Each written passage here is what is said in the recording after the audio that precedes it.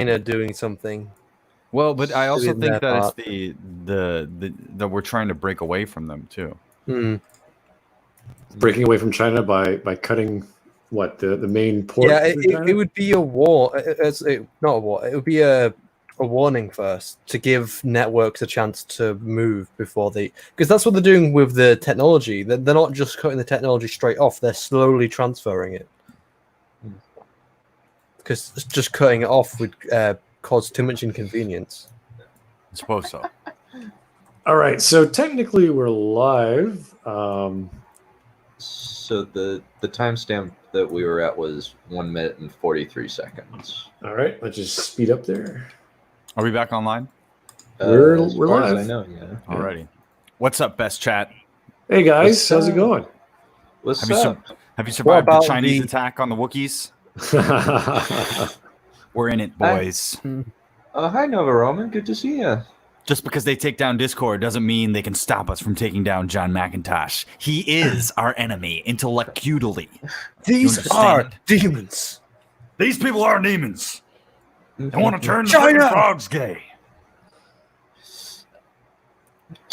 The friggin' Belligerents! You know what it is.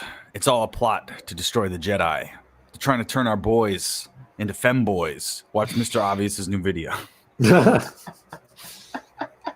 He genuinely made a video with that title. The left wants men to be femboys. Oh.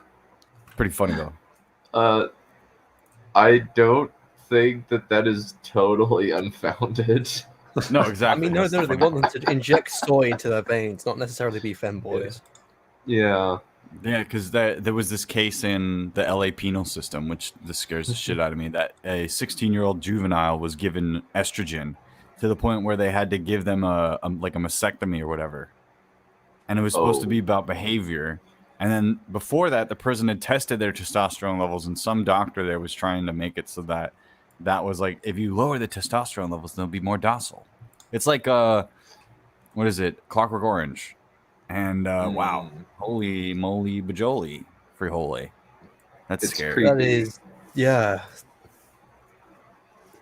All right, I think we can keep on going. Hopefully everything's working on our end, and the guys on the receiving can see all and hear all, so that'd be nice. Let's test it out.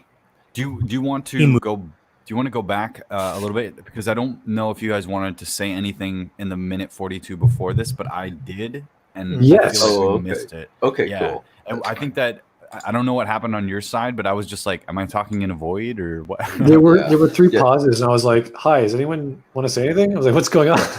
And I was talking that whole time.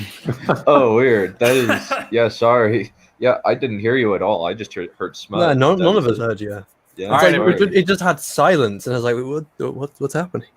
Back to first position. Okay, Take 40 two. seconds. Here we go. All right, rolling. Steady.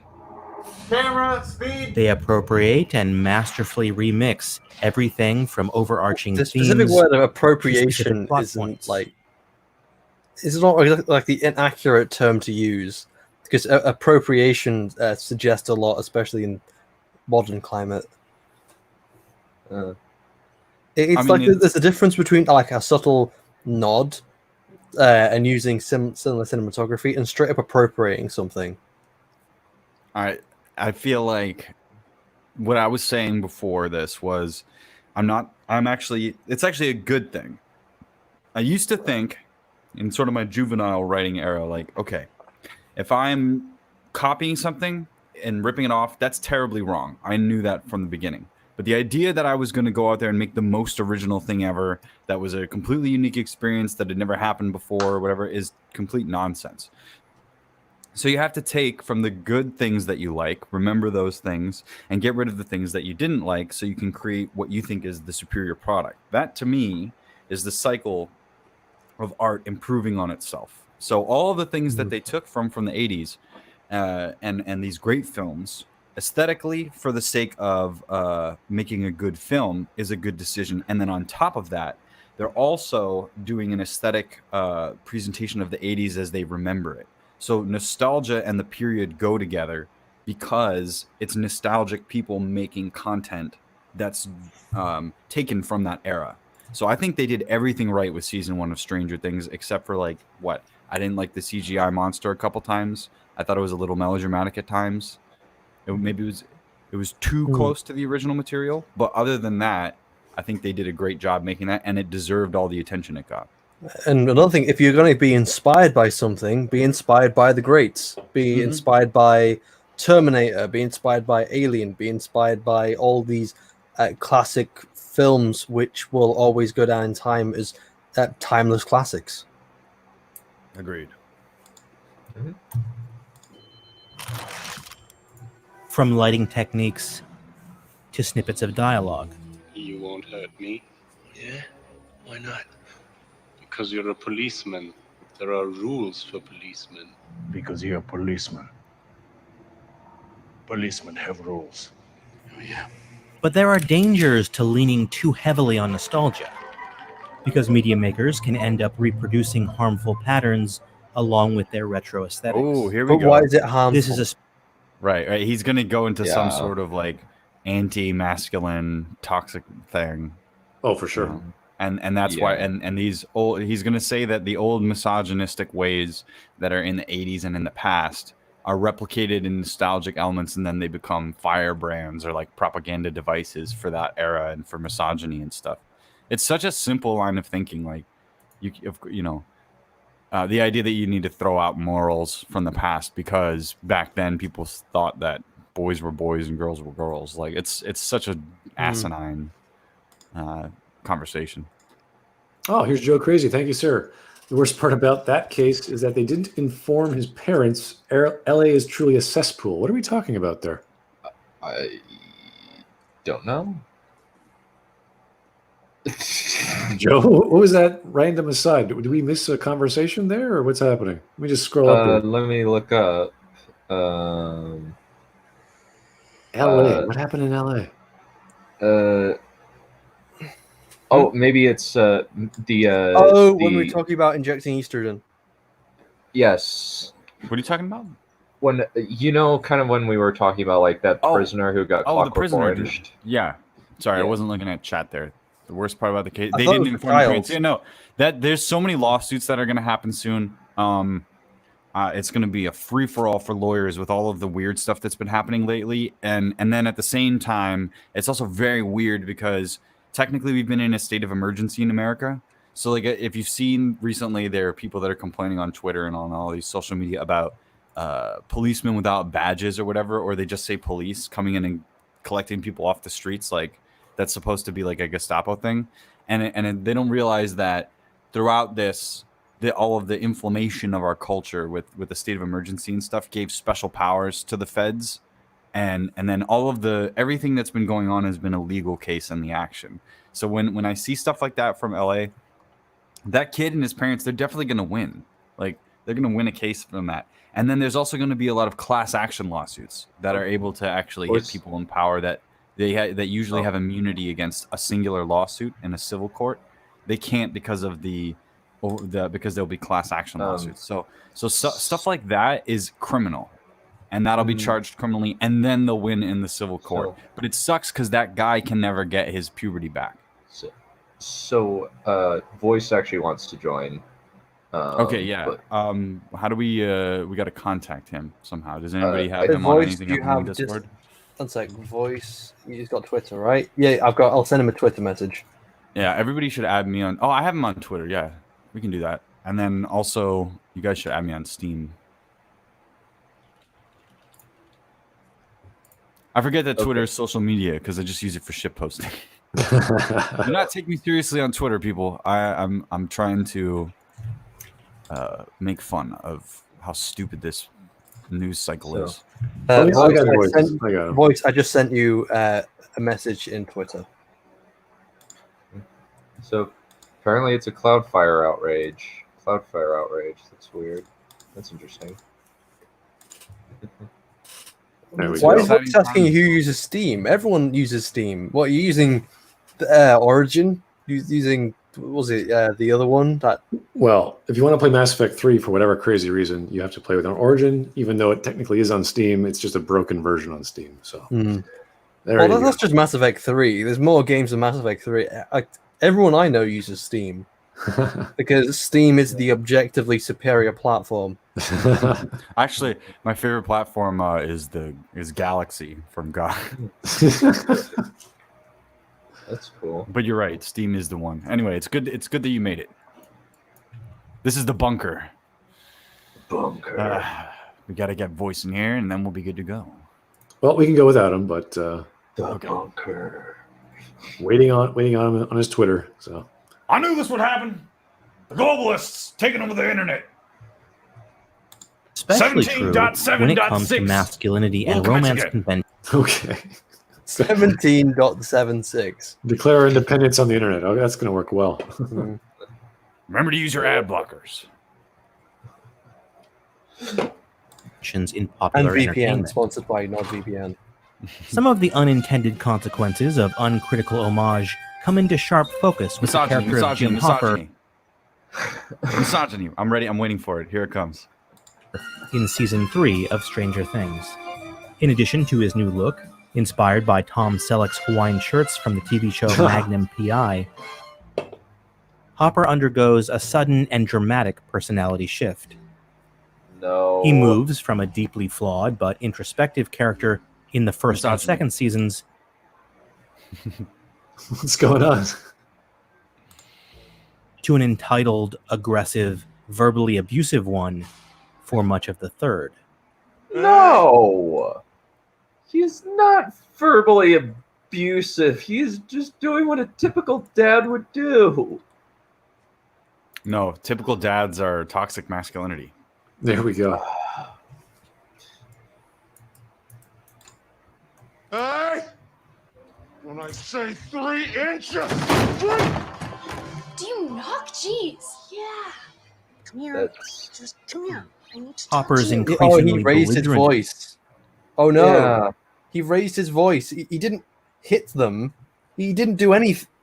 You're not supposed to raise your voice. You're supposed to talk like this. Like, excuse me, 11. It would be very nice if you didn't mess up my stuff. Thank you. I understand.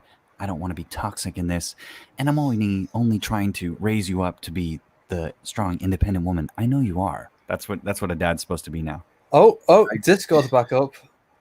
Oh. Discord? Discord. Biscord. Biscoff? I Biscotti do with love your coffee? Biscoff. I do quite love Biscoff.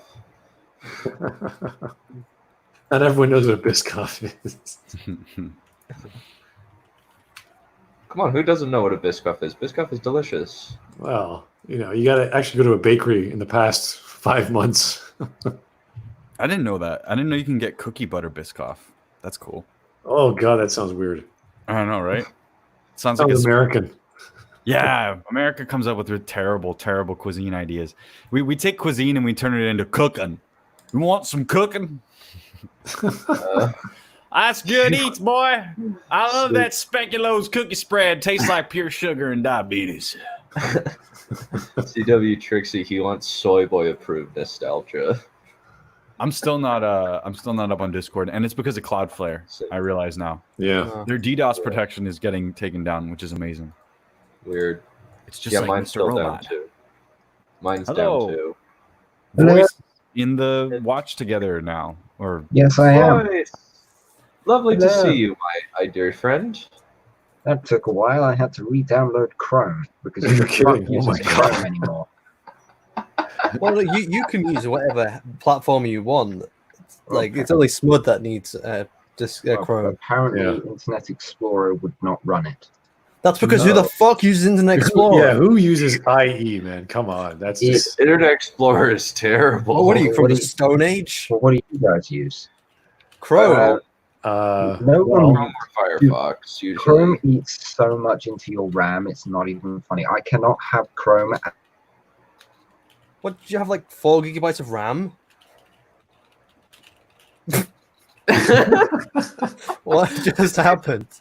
It seems as Like though crash. Shiny has. It seems as though Shiny has accidentally shot the voice in the radio. Oh, who would have done this? it's gonna happen. Just like, hey, where did Literature Devil go? Is he like permanently dead now, or is it? Apparently, Oh, there's a no. virus going around. That's interesting. it's all about the cloud flares, people. No, but at the same time, my internet provider went down. Oh, that's weird. Yeah. Well, in chat. I'm pretty alien to what's happening. I'm trying to keep everything working, but I haven't done any searches to find out any news items. I'll I'm check my looking phone, on but Yeah. Zero Hedge says, "Dear Cloudflare, please do not use Cloudflare for your system status website." No shit. And then somebody's like, "Wait, it's all Cloudflare? Always has been." Yeah. Yo, why are you using Cloudflare, people? Because it's cheap, right? And that cheapness is actually what makes it a security risk. Now that it's down, all your shit's down, and we get to see what exactly is represented by Cloudflare. Very, very dumb.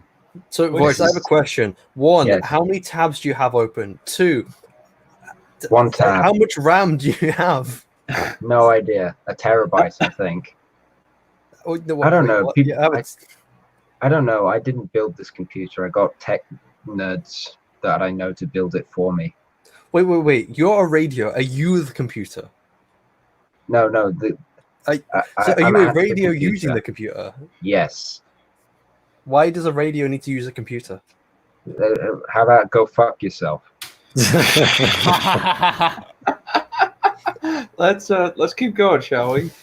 yeah, so we'll have the browser debate later. That is toxic masculinity. We can't have each other insulting each other. Everybody get on your estrogen pills immediately. I didn't. I have no. It's terrible. Have you had your state mandated soy today, chat? I Expect you to get that Shit into my estrogen brain. skin. For whatever reason, my sisters and my dad like soy milk, but I can't drink it. I think it tastes terrible. Why would you drink soy milk when you can drink almond milk, hemp milk, or oat milk, or any other kind of juice from a nut than The fucking only thing soy? I can stand it, like soy on like Chinese food. That's the only time I can never stand it. Absolutely. Soy sauce by itself, like just and ponzu sauce and eating, sushi or whatever, it's good. It's fine. But when somebody goes, "Hey, what's in this?" "Oh, it's a soy protein isolate that's being used to replace animal proteins." I go, "No, thank you," because that's going to disrupt my endocrine system. So I do not need this. So my sister is a combination of a nut allergy, a fatal nut allergy, and she's lactose intolerant. Oh, by the way, chat. No, I don't. It's not a terabyte of RAM. I got that wrong. It's a terabyte of memory space. He's got a terabyte of RAM. He's got the most powerful radio in the I world. was about to say. I don't know technology. Okay, why do you think I'm from the 1930s? Megabyte, gigabyte, terabyte. Yeah. He's running a 1 terabyte RAM disk right now. He has 1 megabyte. That's why. Yes. Everything else is kept on this computer. There's a lot of porn on here, so. Hello, this voice on the radio. I'm working off of an old Compact 3.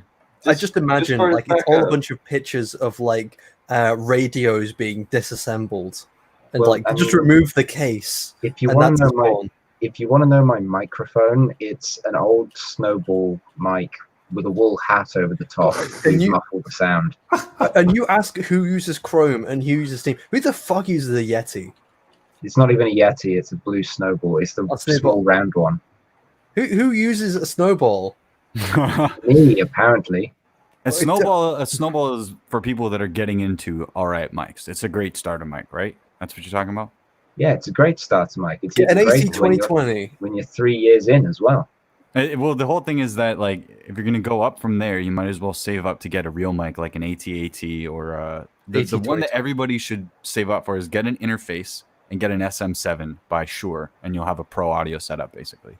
I don't know what that means, but okay. It's the mic that Joe Rogan uses. It's the mic that everybody and their mother uses, unless they go even more expensive. I don't know anything about what my computer is. I had some tech nerds build it for me, and now people say, "Hey, nice setup," and I go, "Is it?" And I go, "Yes."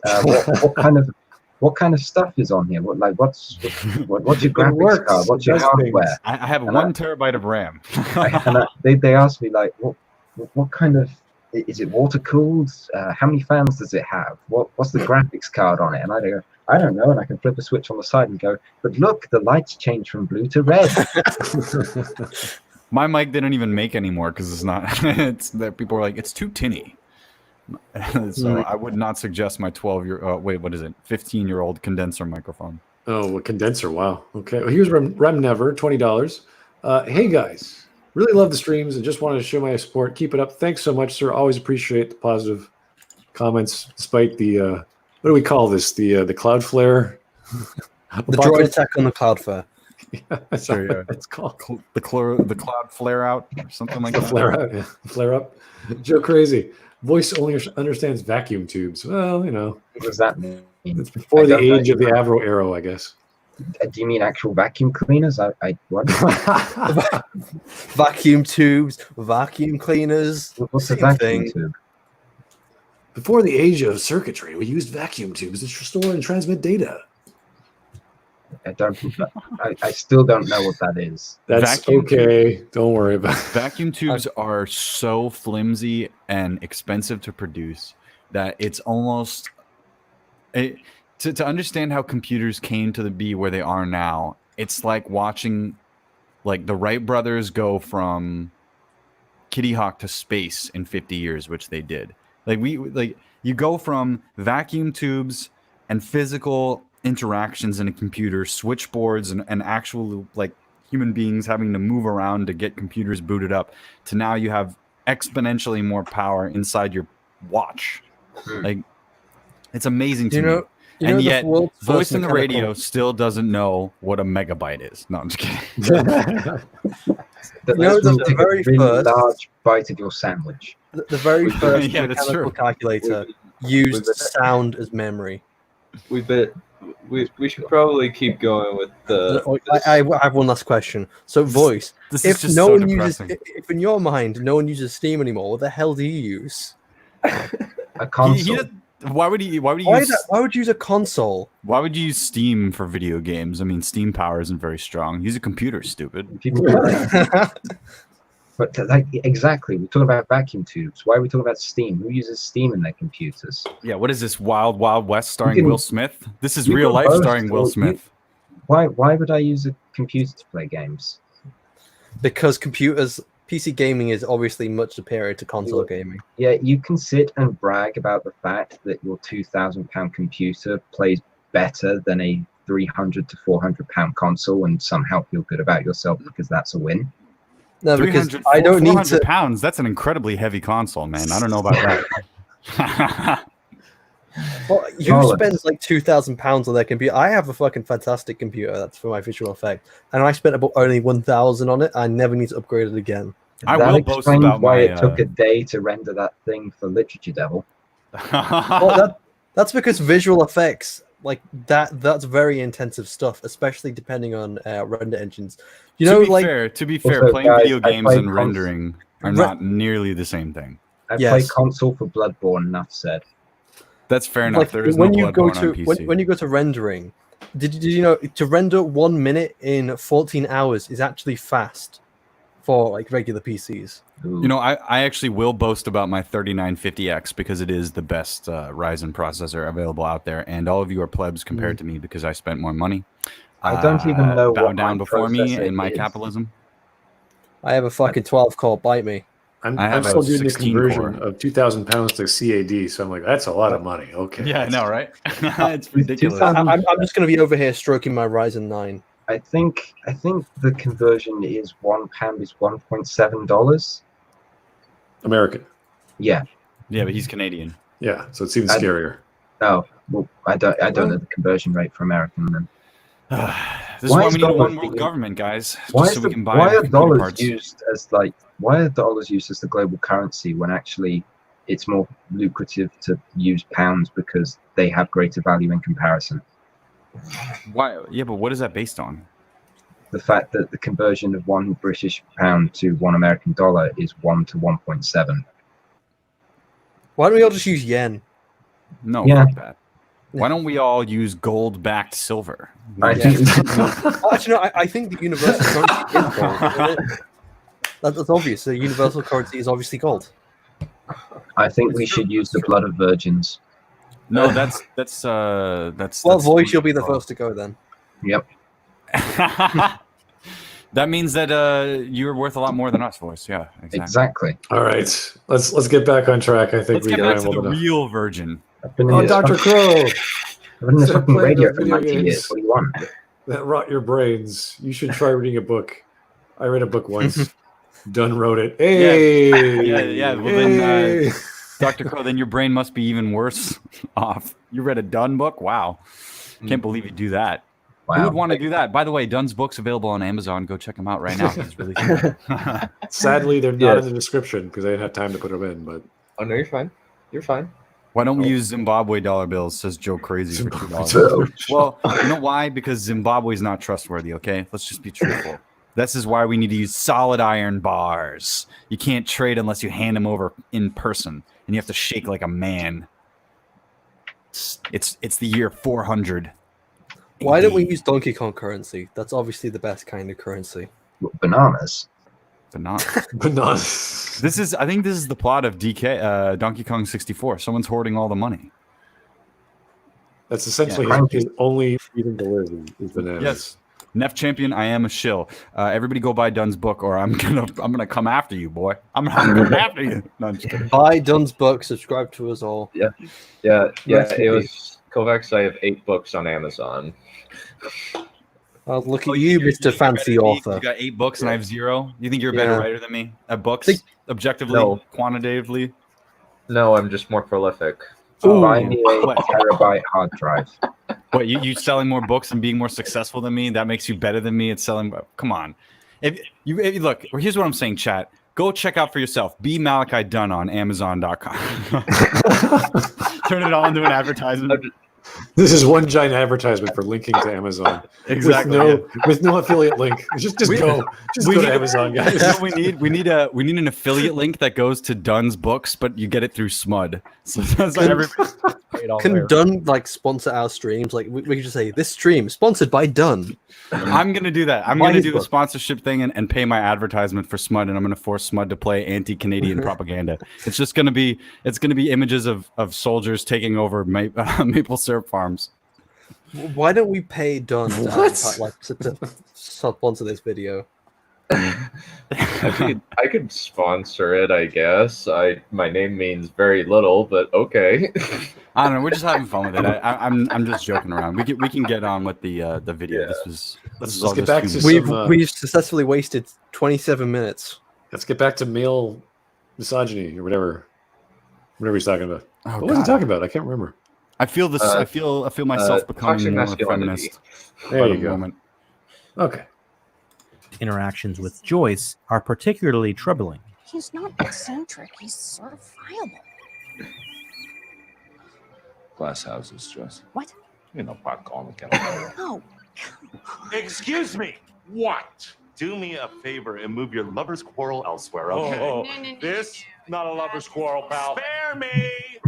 Their dynamic is borrowed from well-known bickering couples of the 1980s, notably Really? Sam and Diane's love-hate relationship on the sitcom Cheers. Remember the day I said this? You are the nuttiest, the stupidest, the phoniest fruitcake I ever met. you, Sam Malone, are the most arrogant, self-centered son.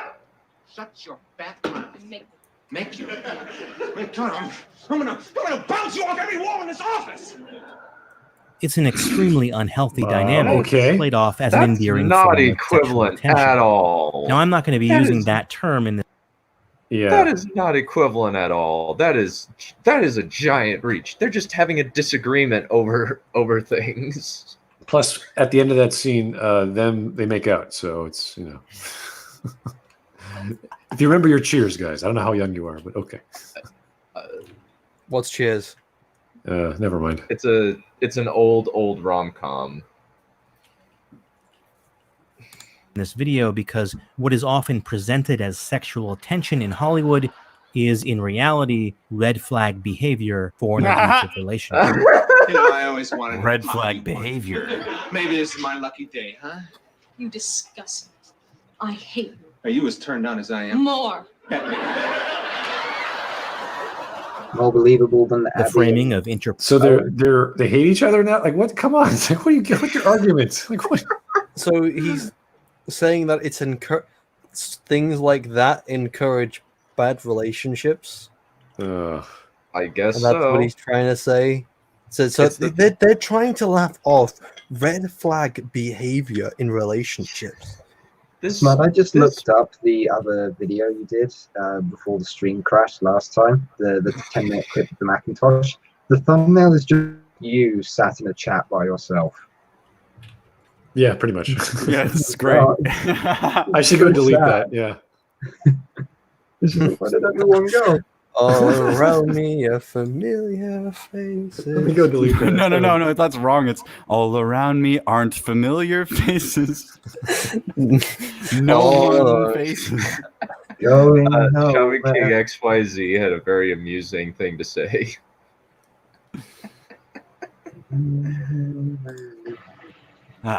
Red flags. Red flag behavior is being a man. Possibility as a precursor to romance. No, it's having an didn't argument in a begin- relationship. You know, like that actually happens in relationships. You can have arguments. You can have an argument with someone, and that's perfectly fine. We've all been there, haven't we? Also, angry sex is like one of the best sex. So Like you would know that. I might. You're a radio. You don't have genitalia. I existed before I was trapped in this horrible coil prison. Okay. Let's go with that. So you're My essentially the Tin existence is- Man. My existence is never-ending pain, stuck within the confines of this small plastic and wooden box with nothing Okay, but so repeats, the law is we have Commander music Shepard, playing in my a ears. clone, whatever Dunn's supposed to be, a cowboy, and a haunted radio. Technically I'm a vampire planeswalker, but let's just go with whatever the heck Dunn is. My prolonged my prolonged exposure to this world is never-ending suffering. Actually. If you look at the canon of the Smudcast, All right, back to. we've also got a devil, but he's not here right now. Yeah, Look, people, where did he go? relationships are supposed to be one monotonous tone. They're not supposed to be up and down struggles between individuality and trying to find companionship and love and maintain an emotion or find one or get satisfaction or No, fulfillment or no. have a child or No, they have to some be sort of entirely meaningful submissive on the interaction. male side. Passion is actually problematic, and men are terrible people. You can't have frustration in a relationship, guys. You have to be constantly in love. There's no downside to relationships. It's all positive, happy. No, And it's no bad. obviously the male's fault. Oh no, Joe Crazy with $5. Smud, here you go. What's happening? Oh no, it's a big bad super chat. How does a radio feel pleasure? Oh, well, that's a good question. Deviant art get to work. Oh, that's not a question we want answered, guys. Oh, Well, he has an Discord's back. antenna. Cool. This Also- is very cool, Anakin. It's very Deep cool. bass. Very, very cool. The only vibrations I can enjoy are deep bass music now. So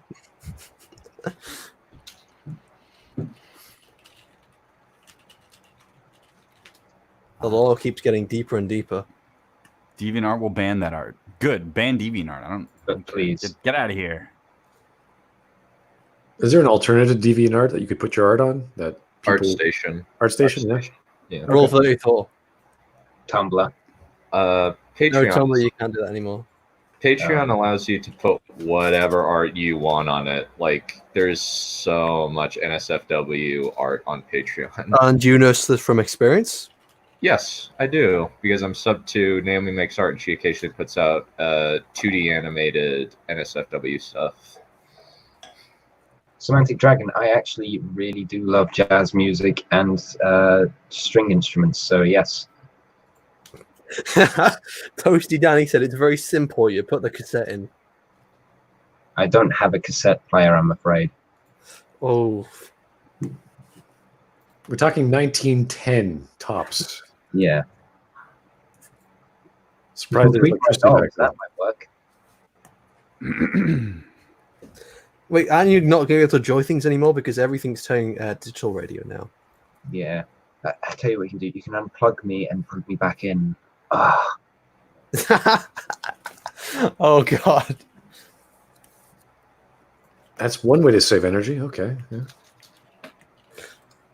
Also, maybe clean the speakers once in a while. That's good foreplay. there's Now actually people who love talking about sound. It's like, oh, you clean your speaker. What do you use? I use an oil-based rag. Oh. And I apply alcohol. The fuck's happening? What's happening here? You've never heard audiophiles talk about their speakers? No, I'm more just talking about what the hell's happening with the Smudcast. How we're having more tangents than usual now. Is there actually a piece of music that gives you like goosebumps? Is it just that you find it that good? Yeah, of course. Nice. It's out there. Mine's extremely lame. It's the Divine Dragon fight from Sekiro. Oh yeah. Because I'm a huge nerd for music OSTs. Well, I love OSTs. Mass Effect has a really good one. Let me guess. The one where you're doing the collector base. Yeah, I think that's right. The suicide mission's pretty good, yeah.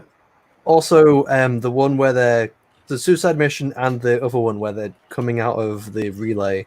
It's the dun dun dun dun dun dun dun dun dun dun, like that one. Last Jedi has some good music. Subjectively wrong. Radio's getting cleaned ASMR. I don't think that's a thing. I'm pretty sure people clean their mics to ASMR. Probably. That's kind I can see that happening. Yeah, but that's like it's your mic. Like, what happens when I clean my? You're putting your face near the mic. You're gonna pick up sounds. It's gonna be whatever. You put anything near a mic, you're gonna pick up sounds. It's kind of silly. Like you're washing a dish near a mic, you're gonna pick up sounds. Like, okay. Okay, well, then we have ASMR with my dirty plate. Dirty plate? How dare you? Go clean that bitch. How dare you? Anyway, let's get back on track here. About being totally behaviors masculine and toxic. Yeah. People who are angry at each other, I guess. Or end with cheers.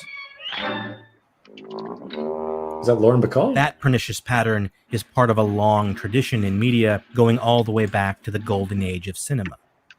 Oh! But in the 1980s, hey, why you not love-hate letting me hit romances you, could girl? be found everywhere. You don't have to take your anger out on me. Oh, I think I'm entitled to throw a little anger your way, especially when I'm being told how to live my life by Miss Hospital Corners. Yeah, pretty What's much. that supposed to mean? Don't start with me. Obviously, that is overly dramatized with TV, know- but that's something that happens in real life. People who dislike each other can actually realize that they have a feelings. You're not allowed. You're not allowed to yell at women, even if they've actually done you wrong. I mean, it's not even that. It's that Even if they yell at you first. No, it's that Jonathan identifies with the woman in the scenario, so he's hearing a guy that's in his comment section saying, "You keep interfering in my life." And then he's like, "Oh, what are you? That's so misogynistic. I'm speaking for women and rights and blah blah blah." And it's like, no, you're just being an annoying person that I have to deal with. Yeah, a fuckwit, right? So no, that's my term. You can't. That's what I'm saying. Sorry, I have to pay 25 cents to use the term. That's cultural appropriation. Can't use that word. Only we can use that word. Well, why are you speaking American then? No, I'm just kidding. But yeah, so that's just it's the perspective of somebody who is trying to be on the woman's side in the situation, even if there's a justification for the other character or the other character has a point.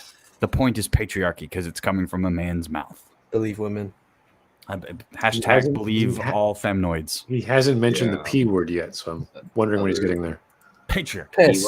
All right. Pistriarchy. We're gonna rescue you. Rescue me? I was doing fine without you. All right, when we get out of this alive, I'm gonna kill you. Come on. You're imagining things. Am I? Then why are you following me? Afraid I was going to leave without giving you a goodbye kiss? I just assumed he's a Wookiee. I can arrange that. Harrison Ford Oh, come on. built his whole That's a career. great moment. Well, the whole thing is that this guy's got a bone to pick with Harrison Ford because I bet he looked up to Harrison Ford and was like, "Hey, that's like the archetype of this era. Like, I should be like him." And then when he tried to be like Harrison Ford, everybody thought he was like a cream puff, like a softie, and nobody bought into him. It's essentially shooting your shot multiple times. I know you like me. Just admit it. And like, no. It's like, yeah, I know you do.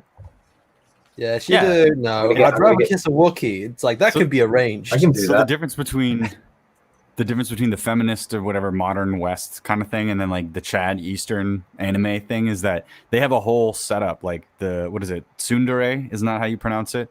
That characterization of a girl that like dislikes the guy but she actually likes the guy, that's a whole like genre of romance type. So like they embrace that because it's an aspect of human nature, and McIntosh wants to go against human nature and cancel it out. Like, you know, you can't have passion, you can't have principled disagreements with somebody but you actually care about them. Like there's much deeper conflicts inside people than he's giving credit, and he doesn't want to show it on screen because it's problematic. That's why I love the idea. I mentioned problematic because they say problematic when they don't have a defined thing that they can go to. Like, oh, it's just it's kind of awkward that, you know, you want a border wall, like stuff like that. Like right, and the extreme of that is cringe. It's always, you know, feels bad, not sure what it is, and I know it feels bad. I just don't know how much, but it's really strong. It's like, okay, well, it's cringy. Okay. I honestly like the term. I don't honestly believe that like the word problematic has any meaning at all. Right. Like in regards to the word problematic like, does have meaning. It's not just, it's been overused in ways which is not to its meaning. Like the word Nazi has been overused. Yeah. It's like an ambiguous issue you don't have proper understanding of, but that just means you're ignorant and can't identify a problem, and you don't know how to address it. It's so generic. Yeah, based on wallet before you go out would be problematic. Based on the pattern, it just seems as though like vaguely like what the left considers to be even somewhat vaguely racist. Like an example that somebody said that was slightly problematic was the in A Few Good Men, where Tom Cruise, the white lawyer, saves a black man from getting in the court martial, and that people say that that's kind of uncomfortable, and it's just like, it's just it doesn't matter. That doesn't matter. What actually matters is if they're resorting to stereotypes. Have you ever?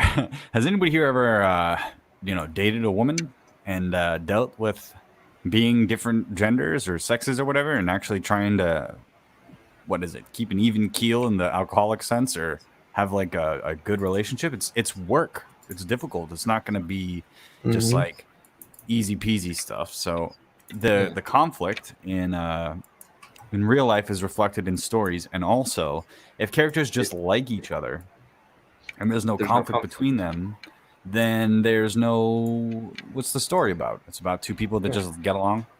You can have that, but then the conflict has to be their conflict because they're on a team.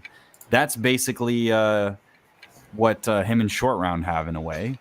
But at the same time, they still have conflict with each other because Short Round's like, why are you, we're out here having fun, Dr. Jones. Why are you messing with this crazy lady that's just annoying?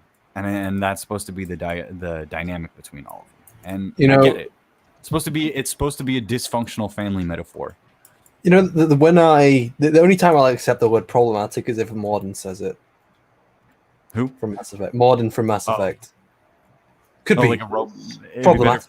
Like a robot, if they said that, No, like if Data said that. No. Smudge, you know what I'm talking about, right? Oh yes, I know what you're talking about from Mass Effect 2. Yeah, no, I get what you're saying. I'm just saying. Morden's not like a robot. No, I know that, but I'm saying like if a robot was to say problematic, because it's in like the technical sense instead of the you're being problematic by coming in here and wearing shoes. I suppose it's like the term problematic. I suppose if it's used in the proper context, then I can take it seriously. But the only time I don't groan while hearing it is when Morden says it. Cool. We're on belligerent romances, especially Indiana Jones. So what are you supposed to be, a lion tamer? I'm allowing you to tag along. So why don't you give your mouth a rest? Okay, doll? What do you mean, tag along? Ever since you got into my club, you haven't been able to take your eyes off me. Oh, yeah? To understand why the Duffer Brothers It's a great scene. Harrison Ford. I don't understand what he's doing wrong. He absolutely hates Harrison Ford romance stuff. It's so weird. It's because he has the energy to play the bad boy. Decision to pay homage to this particular media convention feels so jarring. We need to take a quick look back at Hopper's character arc in the first 2 seasons. Hopper begins the series as a man adrift, an alcoholic struggling with the unresolved trauma of losing a daughter and a marriage. He's resigned to going through the motions of being police chief in a town where nothing ever happens. On a more pressing matter, Joyce Byers can't find her son this morning. Okay, I'm gonna get on that. Just give me a minute. Joyce is very upset. Flo, we've discussed this. Mornings are for coffee and contemplation. She's coffee and contemplation. He's also a bit of an asshole with a propensity for solving problems by punching them in the face. I don't think so. I think that the whole point of that coffee and contemplation thing was that he was exhausted from everything that was going on with him, and he wanted some peace time to figure some shit out before somebody started bothering him. It's pretty relatable to people. And then I'm pretty sure that punching sequence is like a moment of, am I going to do the thing that I'm expected to do based on my badge, or am I going to do the moral thing, right? Isn't that one of those ethical choice scenarios, or am I missing something? I'd say that that's just like he's being faced with something that's impossible and clearly, and he needs to figure something out, and the only way is to knock out the guy. Right. But obviously this means you should punch women. Definitely. I don't know what your takeaway was. If you just punch women, that will fix all the world's problems. Excellent. Hopper's character arc in season 1 is all about regaining a sense of purpose. Hey, I got something. And through his quest to unravel the mystery around Will's disappearance, he begins to reestablish connections with the people around him. You were right. This whole time you were right. But he's Season saying 2 sees Hopper. right. Surely that would be not problematic to him. He's got those dead eyes.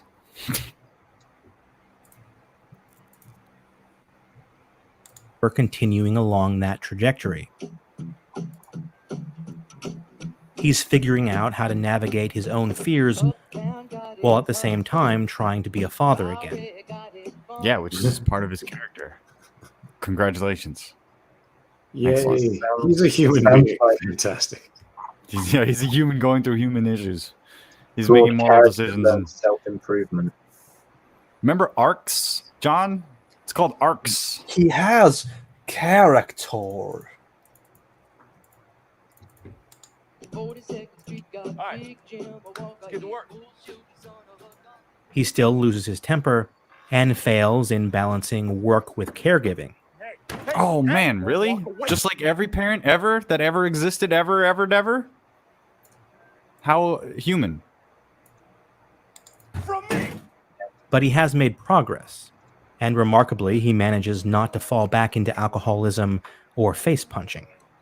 It's called an arc. He's also learned to treat Joyce's feelings with a measure of sensitivity. It's called empathy. Go back to the way that it was. Not really. I wonder how this guy views Shrek.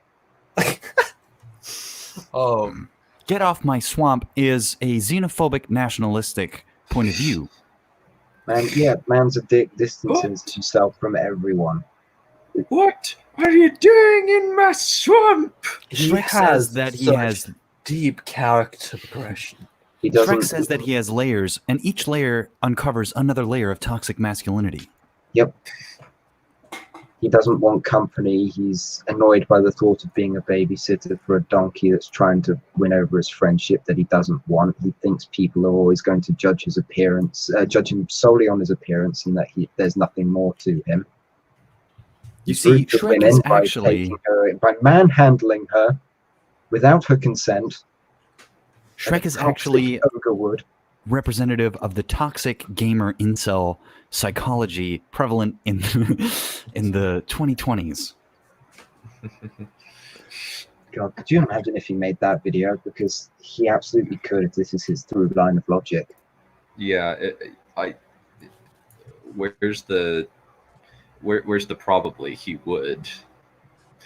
He just hasn't had time to do so. All of his uploads have been taking months, if not half a year, to come out. Yeah, he takes a long time to make stuff. It's absurd. I mean, it takes a long time to climb up that giant ivory tower. I had to amble down very cautiously, He or spends else at I'd least fall on two my of own those- petard. He spends at least 2 of those months of working on a video trying to get himself back down from his soapbox. So we have Make the Swamp Great Again. Shrek is Gamergate. Shrek is an incel. We Shrek live. is the guy from Stranger Things. Yeah. This is what happens when a man with mental illness is ignored by the swamp. You get what you fucking It do. is put in a society that abandons him and treats him like trash. Shrek, you get what you fucking deserve, Shrek. Oh no. I'm sorry, Shrek. Okay, now that was a great Eddie Murphy impression. Let's keep going. In time. The last episode in season 2 gives us this heart-to-heart, in which Hopper is openly vulnerable in sharing his feelings with Eleven. I've just been scared, you know. He I think arcs. that's why I get so mad. I'm so sorry. Oh my god, he has character and layers. He has feelings. He's apologizing. What a horrible man. 11. Onions are like... orcs are like onions. And I'm like an onion. I have layers. And underneath all those layers, I was scared. Because you're a psychic-powered child. Because I am toxic masculinity. I have all this toxic masculinity into me. And I And I need you to just help need me to get it find out a with way your to put psychic it. powers. And I just need to find a place to put it. Injected into my fucking veins. Do you have any soy left over? You could help me with this. So Stupid. yeah. Stupid. Now fast forward to season 3, and all that character development has been thrown out the window in the name of paying homage to the 1980s cowboy cop archetype. Did it? No. No. I think they're using imagery, but they're not representing character. That's a different thing he's trying to argue. They ruin his character because he goes into cop mode. But resurrecting that brand of action hero masculinity brings with it a veritable minefield of unhealthy behaviors. It's masculinity action hero. Isn't this the same guy that said you should go punch Nazis in the face? That was Movie Bob, but I imagine he agrees with that. It was like Oscars, referring to the future and bullies, and so if we have to punch some people in the face to get there, or something like that. We'll see if I can find it. Well, I know that Alex Shaw says punch Nazis in the face frequently.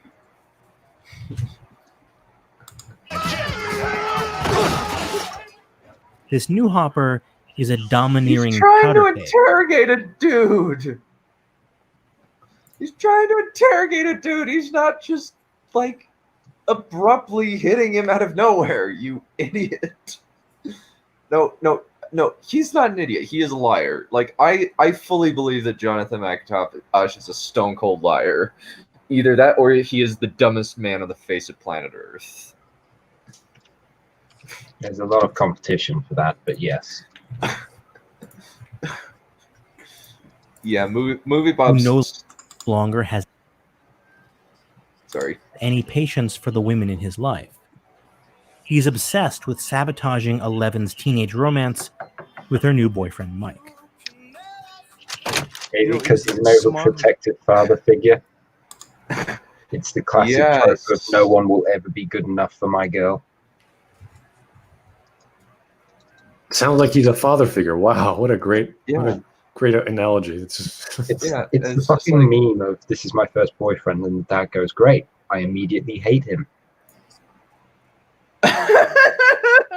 Or a Master DX. That's a boy.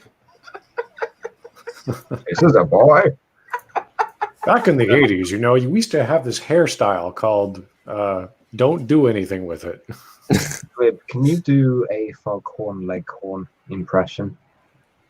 It was the best of times. It was the worst of times. But I think that it was the time of the.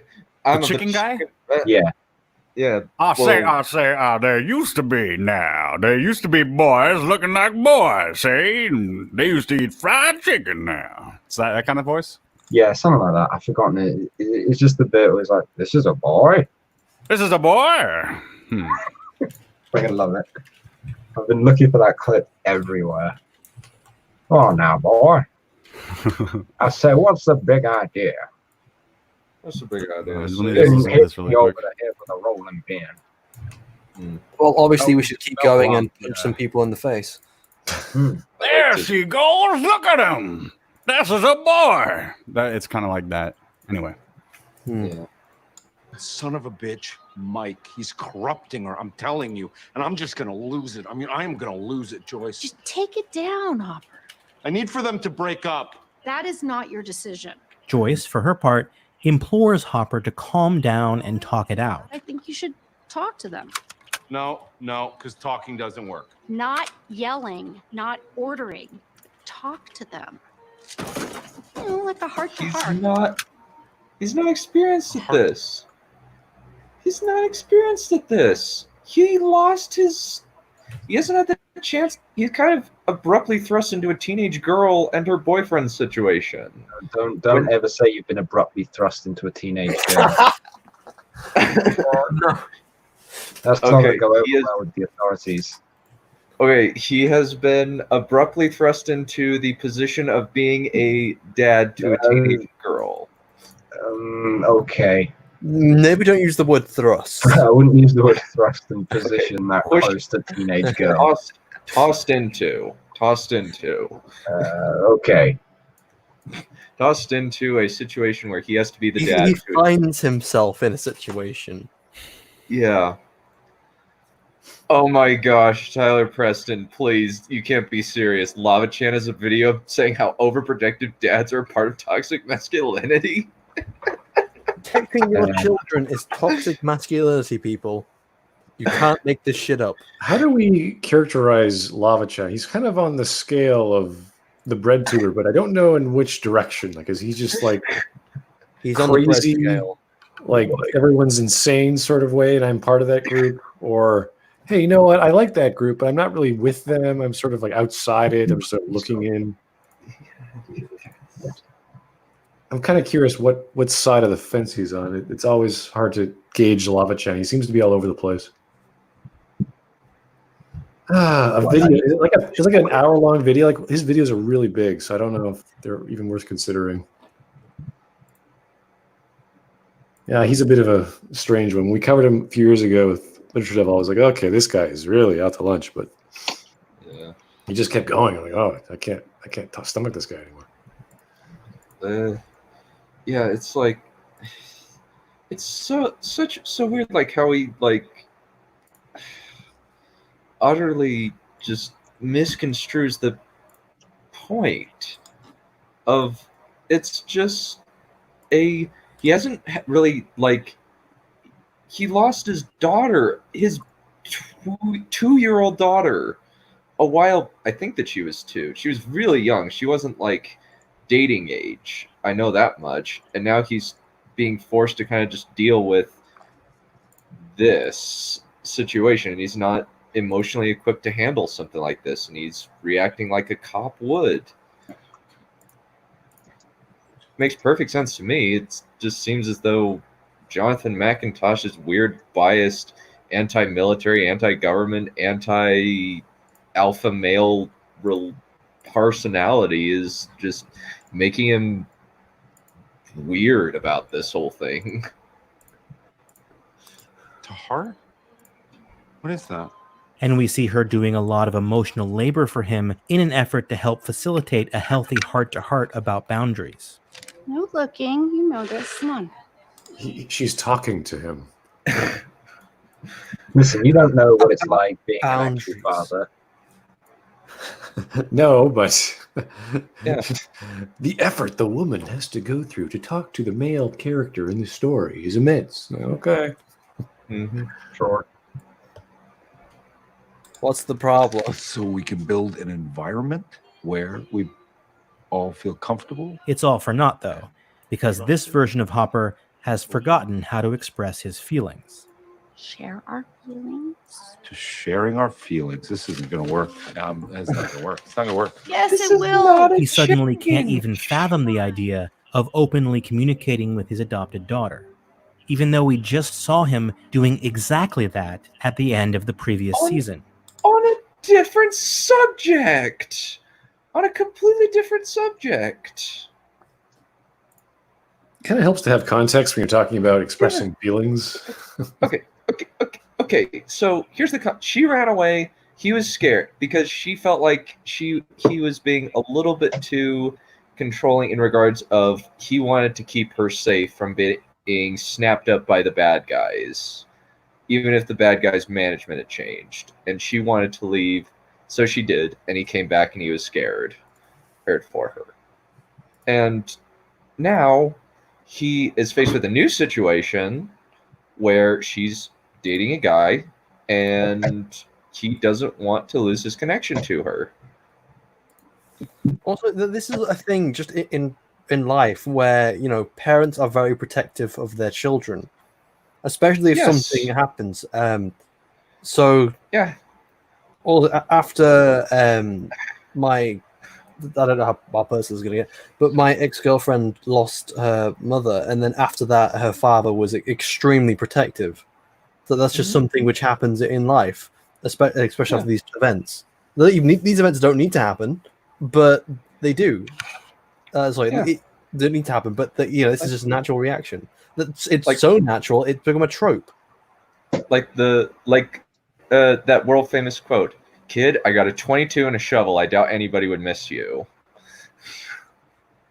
Yeah, there are reasons why things become cliches because they're valid enough to be repeated. Mm-hmm. Yeah, like I know, like I've heard multiple people joke that no boy is going to be able to be good enough for my daughter. I'm going to immediately read him the riot act as soon as he brings him home. Hell, my ex's dad showed me his shotgun. I'm not kidding. That's something that happened. So this is basically like an attack on parenthood or something, like adults. I guess so. Maybe it's like the thing with Maggie Mae Fish where she says a daddy should be someone who enables their kids, essentially. Enables to take drugs? I guess. Enables to get themselves kidnapped? Yeah. Enabled to, I don't know, kill themselves? Mm-hmm. I'm glad that the chat is agreeing that this man's view of parenthood is clearly skewed. I don't think it's an issue regarding parenthood. I just think it's his views of males in general. Yeah, he's got daddy issues though, for sure, because his dad was really rich. Yeah, as well as like he was like thrust into military life or something. No, he was never in the military. Or at least like his dad was like very militaristic, maybe. He's a very privileged kid. That's basically what it is. Traveled all over the world, all this stuff, and he has a guilt complex or something like that. Hates the way that his dad made money. I'm pretty sure his dad sold like weapons systems or something like that. Tony Stark? Yeah, I'm pretty sure that Tony Stark is Jonathan McIntosh's dad. Wow. How is he not? How is he not cool then? Like, surely, cool is passed down through genes. Yeah, you'd think so, right? But no, have you seen Wedding Crashers? It's like that. His dad is like the dad from Wedding Crashers that has the son that's all artistic and suicidal and shit. Not my son. Secretly has homosexual desires. I love Nef Champion. Flint Glockwood said, sorry, go for it. I was going to say, Flint Lockwood said, hopefully this guy won't procreate. Yeah. I mean, that sounds like toxic masculinity if he does, so that's not. Yeah. He would possibly... I say we sterilize the man, just to make sure. Oh, God. Since there's no actual definition of toxicity, it's like, is there a contagion element of transferring something about masculinity to others? It would have to be seminal, so I imagine that you would have to procreate in some fashion. Yeah. Yeah. Let's keep going. I'm chief of police. I could cover it up.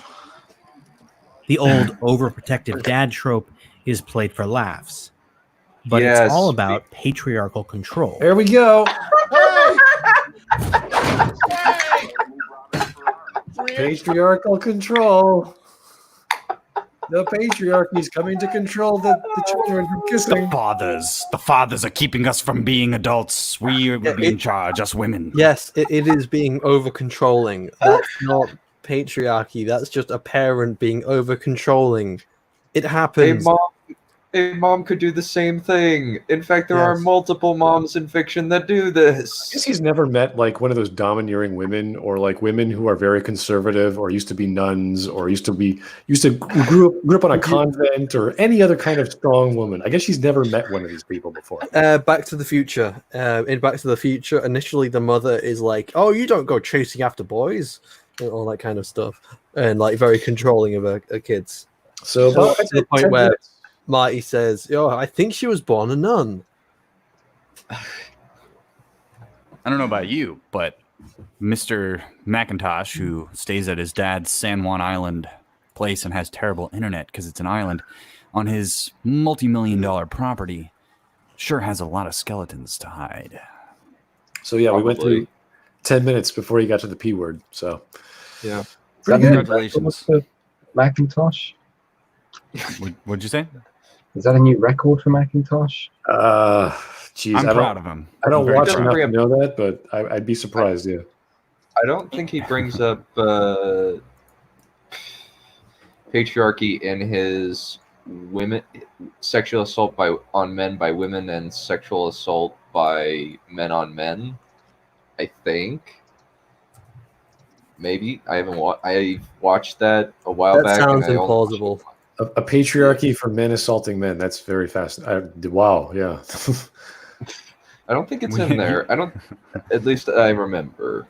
It's The been a while. patriarchy is bisexual or homo? Like, yeah. Oh, it's This is 4 years ago, almost to the day. We live in a culture that almost universally mocks and denigrates sensitivity to media.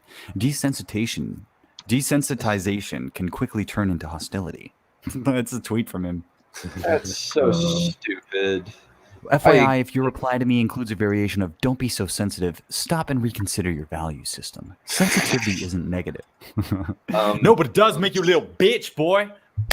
Smack you up like a little clown boy. It's a freaking movie. It's a movie. There's nothing to be like, unless it's like actively racist, like Birth of a Nation, I guess. Like, I guess maybe then, but other than that, or Transformers, but then again, Transformers is racist against everybody, so. right. But period pieces are kind of the point. So you'd want to have racism and whatever. So why would he even argue against that if that were the case? Like, oh, this is a racist piece of jingoistic American history. It's like, what? But that's the point. You wanted to show that. That was the whole idea. Hey, a historical documentary showing racism. Yeah. Or the state, I think people generally prefer brutal portrayals of racism, like Sorry to Bother You, the movie about the teenage girl in the in the school, or Black Klansman were generally better received than Green Book by the left. Like, the left hated Green Book, and yet it got an Oscar.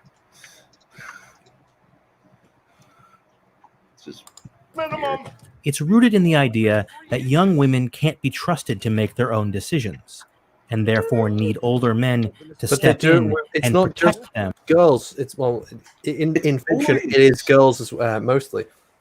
In fact, boys and in girls real alike. life, it is strangely the opposite gender a parent, which is the more protective over their children. I think, just from what I've observed, it's mostly the fathers who are most concerned about the daughters, and the mothers who are most concerned about the sons. But that's just from what I've observed. From themselves.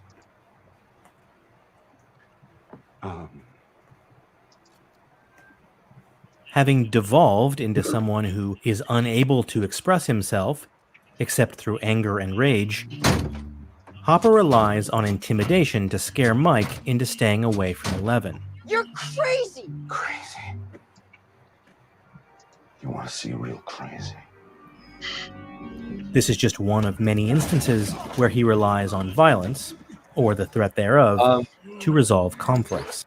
Yes, because his opponent doesn't respond to anything else.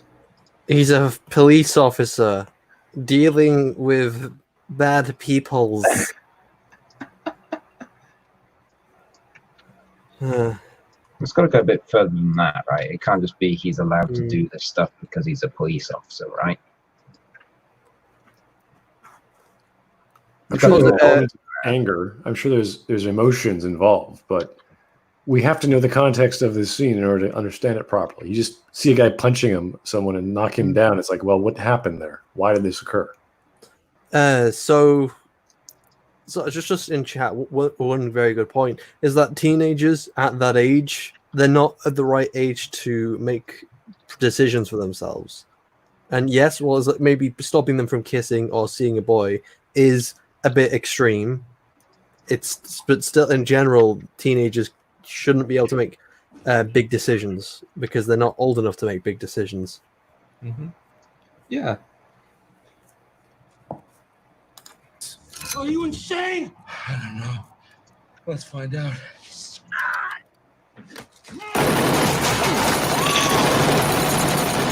Consistent with 1980s conventions of tough guy manhood, Hopper's violent outbursts are undertaken in a remarkably casual and humorous manner, even when engaging in torture or murdering a bunch of people. I had it under control. Yeah, sure you did. No. Hopper. He just killed a bunch of Russians who were standing in their way with guns. He made sure they were dead. They're the enemy. They had guns. But they're the good guys. The Russians are the good guys? What? Well, obviously, because they're left-leaning. The Russians are left-leaning. Therefore, they're good. Communism, guys.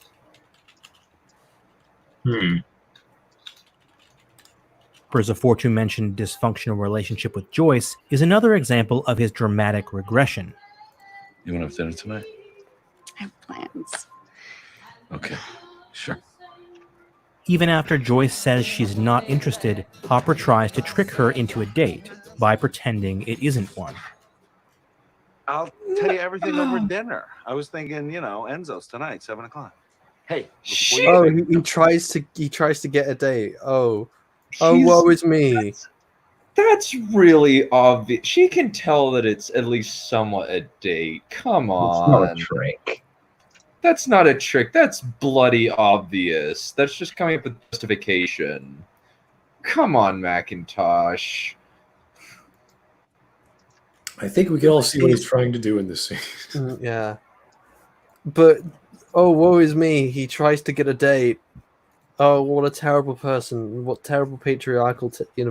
He tries to get a date, guys. Is this like that, what was that commercial where the man's about to approach the woman on the street and the other guy holds him back? Oh, not cool. Not cool. Was that the Gillette commercial? Yeah.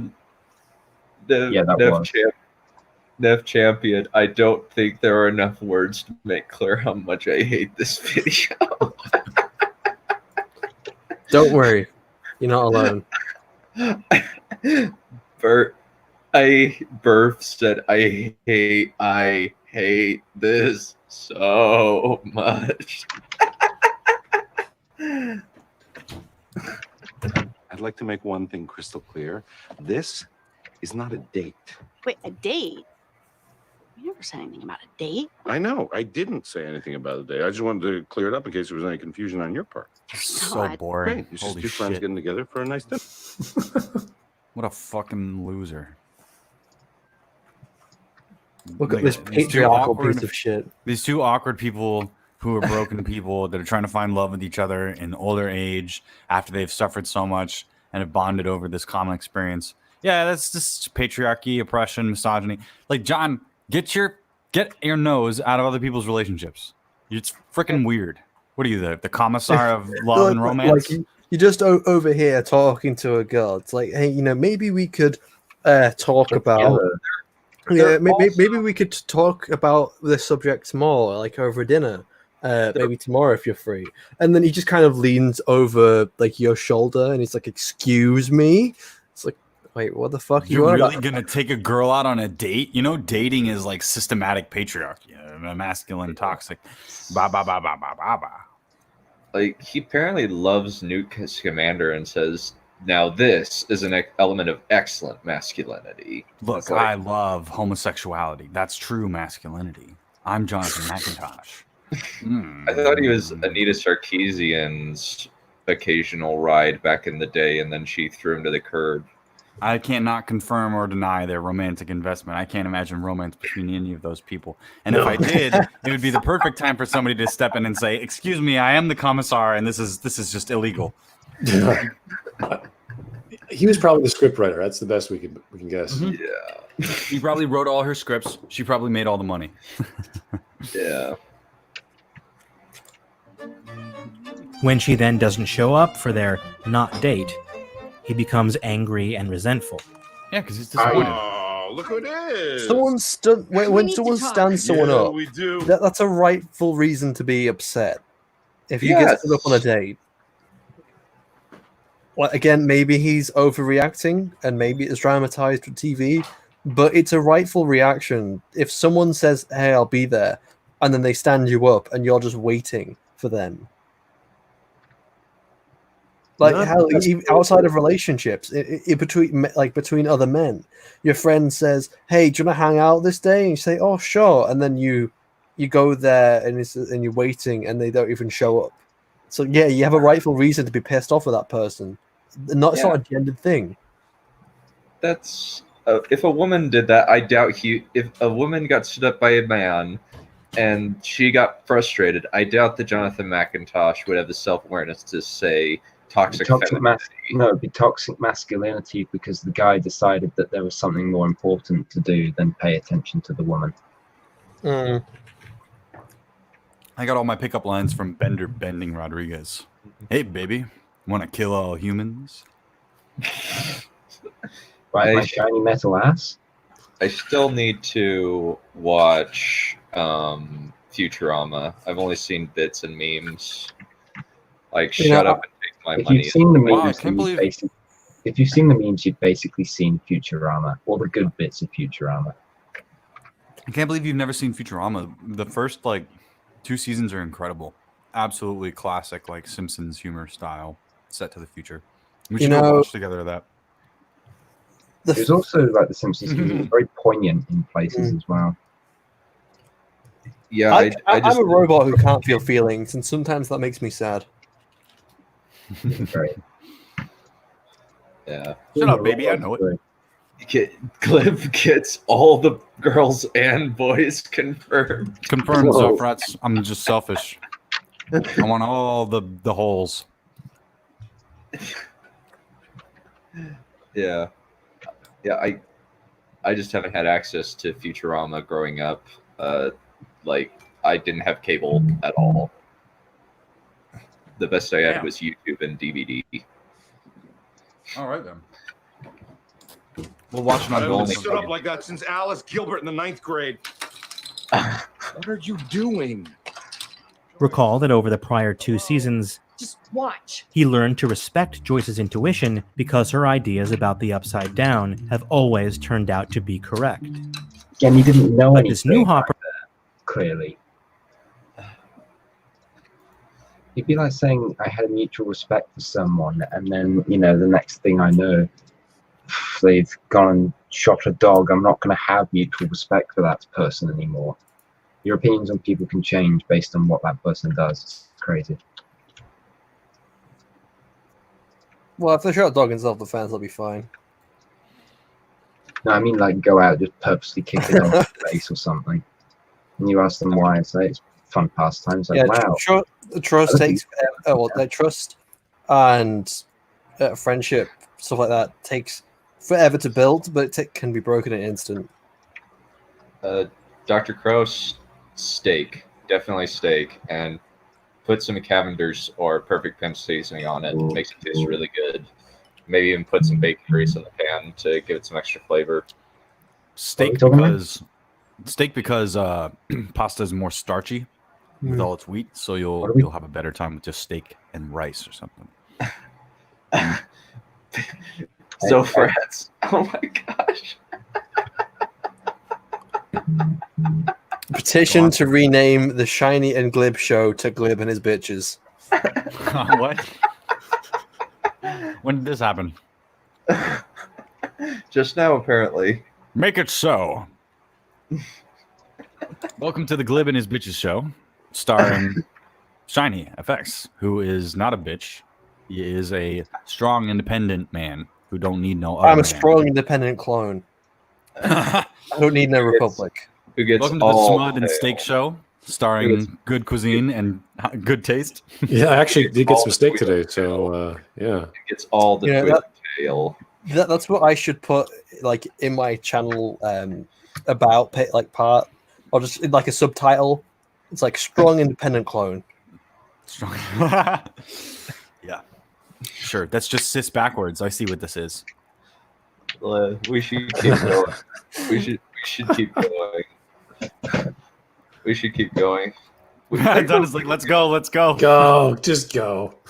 Like, I'm staring at this man with his shirt off, extra water sprayed onto him to make him look sexier, I guess. I don't know. Hey, look, it's Jim Gordon from the Harley Quinn animated series. Technically, we are making good time, though. You're looking good, Mr. J. With only being at we're halfway through. Yeah. Also, this is one of the more fun Smudcasts. Well, at least I've been in for a while. Oh, it's Mike Tested again. Hey, Mike, did you hear about the cryotic situation? What is a cryotic situation, guys? Cry is a YouTuber, right? A Twitch guy? Twitch Cryotic? guy. Sorry. I have no idea what's going on there. Someone's accusing him of something, I guess, from June. Minors stuff? Actually, Oh, just I don't know anything about this. accusations, I'm kind of curious of what's happened with everything with Angry Joe, because he a while ago he had accusations towards him. He countersued. He sued them and basically set the person that made all those comments on their Twitter deleted him, so he came out on top. And then this person, Cryotic, I have no idea, because when I'm looking at this Reddit thing, it's like 3 pages long, and I just have. It's the wrong time to comment on it.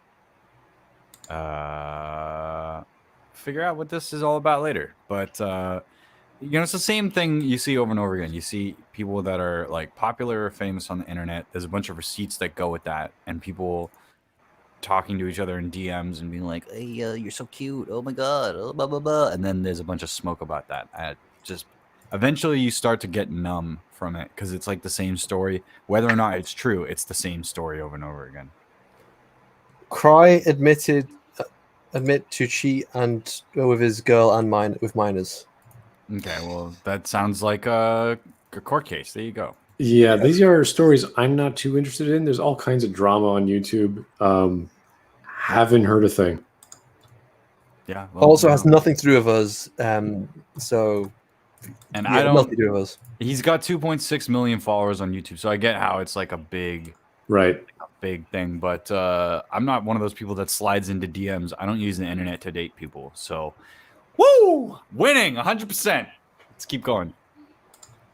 angrily ridicules her for her investigations into paranormal phenomena. I think that when I asked you out, I think you got scared. I think you got scared, and now you're inventing things. You're inventing things to get worked up about so that you can push me away. Because God forbid any of us move on. That would be too much, wouldn't it, Joyce? His Sounds like a entitlement man to a at the- romantic relationship. Oh, it's entitlement. Holy shit. So he just is a guy at the end of his ropes. And she's in there and she's still attached to this thing and being obsessed about it. And he just wants a piece of happiness. He's found attraction to her. And she's unavailable. He just wants to be happy. Yeah, and with a woman. he's just miserable and she's obsessed. And he's like, the way that he's entitled to her pussy is just undelectable for me. And it's like, come on, man. You have no heart at all? What the hell is wrong with you? You can't empathize with the characters going through this situation? Is it because you've never been in this situation? He's liked her from the beginning. From the beginning. Well, he's liked her. Like, he's liked her from pretty early on in the show, and like they've bonded over their personal traumas over their children, and then like season 2 they get warmer together, and then like in season 3 he finally says, "Hey, I want to date you," after being divorced from my wife for a really long time. Finally feels like getting back into the dating pool, and he wants to date this lady that he's been through a ton of crazy stuff with. Because who else could relate on the demon dogs? Demon Venus flytrap dogs. That's what they are, basically. Yeah. These are demons. These are demon flower dogs. Yep. Wouldn't it, Joyce? Escalates from not respecting her wishes to demeaning her feelings. Mm-hmm. And then, in fits of jealousy, trying to police her friendships with other men. That's why you should listen to Alexi. Oh, right. Yeah. Oh, he gets Boyfriend, jealous. right? Oh, God forbid someone gets Not jealous. even jealous. Not even look, jealous. That's again, a e- complete lie. But That is a even if lie. he is, but even if he is, let's go along with it. He's jealous of somebody else because he wants her, and he wants that, he wants to be fulfilled. Does that mean that he's entitled? Because they use the word entitled like as like an accusation. It's like, oh, what, you think you're entitled to breathe? Choke on it. And it's like, no, I don't think I'm entitled to breathe. I just want to. Well, this is what my body desires to do. So what he wants and what he feels entitled to are not the same thing. That's just a dumb, one of these like silly leftist things. It's like, you feel entitled to women's bodies. Like, no, I just want to ask them if they want to go on a date because I have my own agenda, which is I want to have a family one day. I want to, have a good relationship. I need fulfillment in my life. I want sex, like things, what men want, what humans want, how humans work. Should we deny that? Oh, you feel entitled to your human nature? Pfft, evolve as a human already. What are you doing? Still having desire to be in a fulfilling, loving relationship so you can propagate the species? What are you, racist? Like, that's what it sounds like all the time. This person is going through a comical 80s style moment of like, hey, what? So I should listen to this guy because what? You like him? You in love with him? Why don't you marry him? And like, it's comedy, and it's also jealousy, and he admits that, and he just wants to turn it into an agenda thing instead of just a guy that's like, I like you, I want to be with you, but you're preoccupied, which is a pretty familiar thing. I've run into a lot of women like that. Yeah, a big problem is just he doesn't trust the guy because he's a Russian scientist that doesn't speak their language. He doesn't know what he's saying. Exactly. Can you imagine? He's like, what, you want me to trust this Russian? Bleh. Ugh. Yes, we are both Russian. This is Stranger Things in in Leningrad. They have KGB scientists working here. Every man I talk to from now on has to be my boyfriend. He reminds me a little bit of a Russian Scott Clark. Oh, here we go. Maybe you should go on a date. I don't know. I'm thinking like Enzo's. Instead of framing any of this behavior as cause for... He's just holding the fact that she stood him up against her because he's slightly bitter. He's never been a forgiving guy, but he's not vindictive. He's just snarky. It's not really a hard scene to parse. It's kind of obvious. Yeah, he's either a liar or dumb, and I'm leaning toward liar. Obviously, everything is sexist, everything is racist, everything is homophobic, and we need to point it all out. Usually when you have a lens, you put it up, you filter out the other information coming through. This one, he's actually framing it and adding his own stuff and saying, this is why it's happening. It's like blackout. It's instead of a lens, it's just complete blackout lenses. Go for Transformers. That's actually racist and sexist. For Alarm, it's all written to be part of an endearing will they or won't they scenario. What are you gonna do? You gonna walk back to August? I will do anything if it gets me away from you. Children! Why don't you two cut the horseshit and get to the part where you admit your sexual feelings for one another? Whoa! You are way off base. Oh, spare me, spare me, spare me.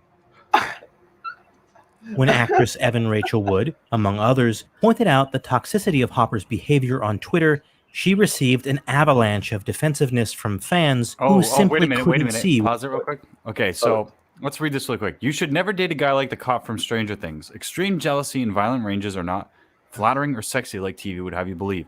I don't think that was the point, dumbass. That's not the point. Yes, I'm aware it's just a show and it's set in the 80s, even though this stuff was unacceptable then too. Well, then that's not an excuse, dipshit. But that's exactly my point. It's just a show, and this is a gentle reminder not to fall for this crap in real life. Red flags galore. No, he's no fucking so shit. snark. He's not. No, not even the snark. Not even that. Let's say that he is extremely jealous and violent in a rage. Well, why is that? And is that being said on the show that that's flattering and sexy? I don't think so. That's not what the show is telling you. What the show is telling you is that this man is going insane because of somebody that he's in love with, I think, really is what we can get down with, is completely focused on something that has nothing to do with regular life. She's totally obsessed. And she can't even just, and he sees that it's hurting her and it's hurting him. But his feelings are minimized by this culture and by everything in general because, oh, he's a man. He's such a big, evil, scary man. He's going to beat me up. Get out of here. Learn to deal with the fact that, like, this sort of impulse is not being portrayed as sexy. It's a man who's going through something. And you want to just, not show that because TV's supposed to be flattering and sexy all the time? And you're supposed to take your romantic cues from television? Grow the fuck up. I don't think he provides an alternative or a definition of what makes this a good or bad scene. He's just sort of injecting this idea that this man is the problem. And it's always about him and it's always about his emotions. There's many things happening in these scenes. And they're not as complicated as he takes them to be. But they're also not that bare bones where it's like, oh, there's just a bunch of people. They're getting angry at each other. It's like, but why? Why are they angry? Oh, he's jealous. Oh, that's it. Yeah, that's it. That's all it is. No shit, you shouldn't be, dating somebody with extreme jealousy or violent rage. You shouldn't be dating somebody who has an obsession with science fiction happening in real life either. Maybe nobody should be dating while the end of the world is going on or some alternate dimensions opened up. But, not very realistic in the first place. I don't know what it has to do with nostalgia, 80s, or what your dating preferences should be in real life. That sounds like a bunch of horse shit that's added on by people that have an issue with projecting their own issues. What the big deal was. Good. I'll tell you what you do. I'll tell you what you do.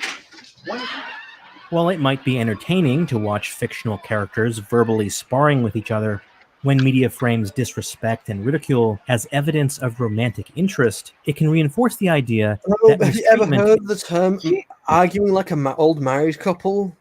No, also, that's misogyny. He's not demeaning them. Also, he's not demeaning her. That's a lie. He's not demeaning her. He's not, and even if the criticism that he had in the example that was shown is that they should go on a date for the better of both of them, so they can have some sort of peace and sort of enjoyment in this insane life that they've been living. And I think that it's funny that he says he's learning to be a father again and all that. And basically, this guy lives a really unfulfilling life, and he just wants a little piece of happiness. and the person that he cares about is so out of her mind that she can't see that that's something that's valuable. I think a lot of guys go through that struggle where the person that they care about isn't really giving them the same level of respect that they're in their mind. And I think that's pretty interesting. And what I'm getting here on the larger scale, especially when we're looking at fucking Cheers, because the joke on Cheers is that this guy's like the Chad, like he gets all the women and stuff, but the guy that is the mailman who like takes care of his mother and all that, he never gets any. And it's like, it's supposed to be a satire on human nature. You think that John would get that or whatever. But the thing that bothers me about this is that it's like, is he saying arguments between human beings should not be shown on television if they're between lovers or potential lovers, because that idea is that that's how you get through a relationship or something? He's basically like the kid that's hearing his parents argue and he doesn't understand why they're arguing, and like, oh my God, are you going to get divorced or whatever? Like, it's because you're trying to work something out and your emotions and your logic are conflicting with each other because it's two individuals thinking different things. That's why the communication part of relationships is emphasized so much in therapy and all sorts of stuff. And that's why we watch films about it, because we want to see reflections of ourselves. Now, playing this conflict off for humor, that's what comedy is. And playing conflict off for sadness is tragedy. So what? Should we cut out parts of comedy, parts of tragedy because it hurts your feelings? It's so bizarre. Or for some reason it could possibly make women go for a horrible relationship because they see it on TV. And even then, I wouldn't even call that exactly a horrible relationship. It's just an argument. It's not. Another thing is that the reason why arguments like that come up is because you can feel. No, I'm not say why, but you can feel something. So when you argue with someone, you still love them. But you know, just in that, you know, things get heated, you're angry, but you still love and care about them, so it doesn't impact your relationship, or at least it doesn't destroy it. I like how you use the term entertainment, a very broad term to say this is something that some people want to watch. Of course, we want to see Sam and his musings with women and how he's actually going to have a relationship and how it's funny because it's an entertaining show. But we get the context of the show. What's wrong with the context of Stranger Things? We know what's going on. It's horror, it's mystery. There's a little bit of romance or attempt at romance. That's entertaining. There's nothing wrong with doing that. And instead of it being entertainment, he wants to either spin it on its head and say, it should be about ethics or teaching how to behave with women. You're like, okay, you could do that too. But what's the lesson there? How is that story in Stranger Things supposed to be about teaching us how to treat women? He's like, he's a quiet authoritarian because the implications of everything that John says is like human beings need to act with a certain ethical sensibility that he agrees with, or else it's a bad thing and can lead to bad consequences. That to me sounds like a nanny state authoritarian who's like, this is unacceptable behavior between people. I need to monitor it. Think of it like a film critic saying, okay, you know, this scene could be better if it was more like this. You think, oh, maybe you're right. That could add to the idea of what was in the scene. This is like, here's a scene, it's all bad, and they should not be doing X, Y, Z. And you're like, wait a second, why? That wasn't the point of the scene. That's not even why the scene exists. You just don't like the guy in it because he's a male and doing masculine things or whatever. Yeah. The boil it. You could just boil it all down to John hates men and masculinity. Yeah, essentially. Yeah, everything's bad. Yeah, everything men do and that is masculine, that isn't feminine, is bad, and men need to be more like women. Brought to you by Skillshare. Yeah. Oh, is that what's coming now? No, I don't know. Hilarious. I doubt it, but we've got another 10 minutes. He doesn't have producer. And that'll be brought to us by Skillshare. It can also lead people, including authority figures, to dismiss or downplay the seriousness of emotional abuse. What? The truth is that psychological, emotional, and verbal abuse is just as real and can be just as harmful.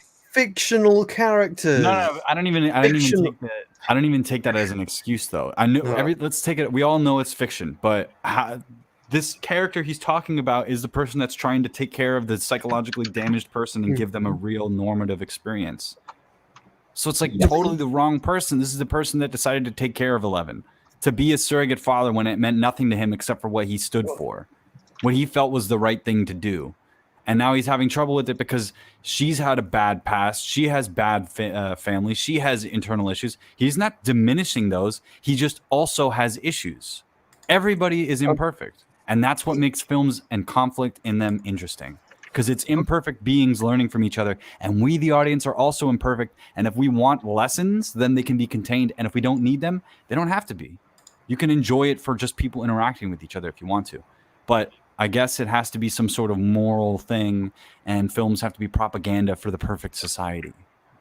Well, I'm not like, okay, that's theoretically, even if this is a abusive relationship that is being played for laughs in a comedy, well, for a start, that's not going to make it people think it's okay in real life, because people can tell the difference between real life and fiction.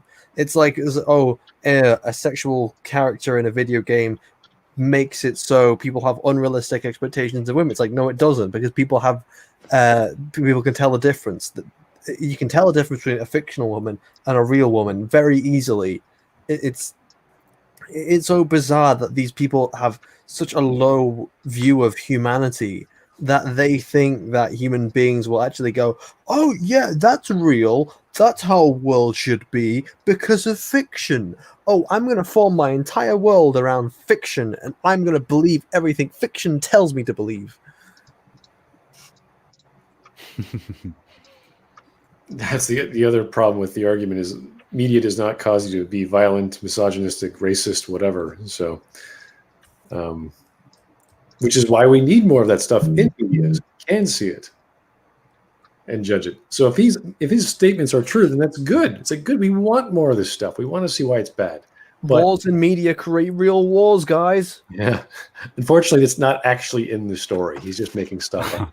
Unfortunately, even though I've played a lot of Call of Duty, I'm still not a special forces operator. Shucks. So just me. I just need to play more video games. I'll learn how to be a master killer. Obviously, there you are playing your World War II game, and all of a sudden you're a Nazi. You didn't ask for this. You didn't choose this. But here it is. But there it is. Well, I suppose that happened to me. I was just watching Star Wars: The Clone Wars on my TV, and all of a sudden I'm a clone. I didn't ask for this. I didn't choose this, but there it is. I'm a clone. I'm about to go Order 66 on fucktards.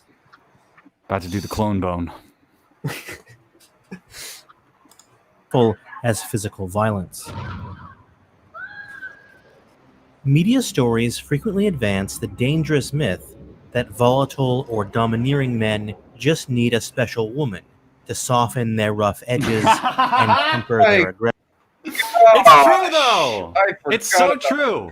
That's like the number one thing that like brings men back to like, you get this arc, right? You get men, they go from being children, then they gain power and all that physically, and they get testosterone rushes and all these hormones running through them, and they go through their 20s and they have to conquer and understand things around them, and then the softness that comes back in is when they are romantically interested, when they're connected to the feminine, when they're connected to family and all of these things. So absolutely, you have all sorts of men that are like that. However, in actual situations where you have abusive men, then you actually do have people that are terrible people. Like there's the situation of this guy, War Machine, this MMA fighter, who basically beat up his girlfriend, who was a porn star, almost to death.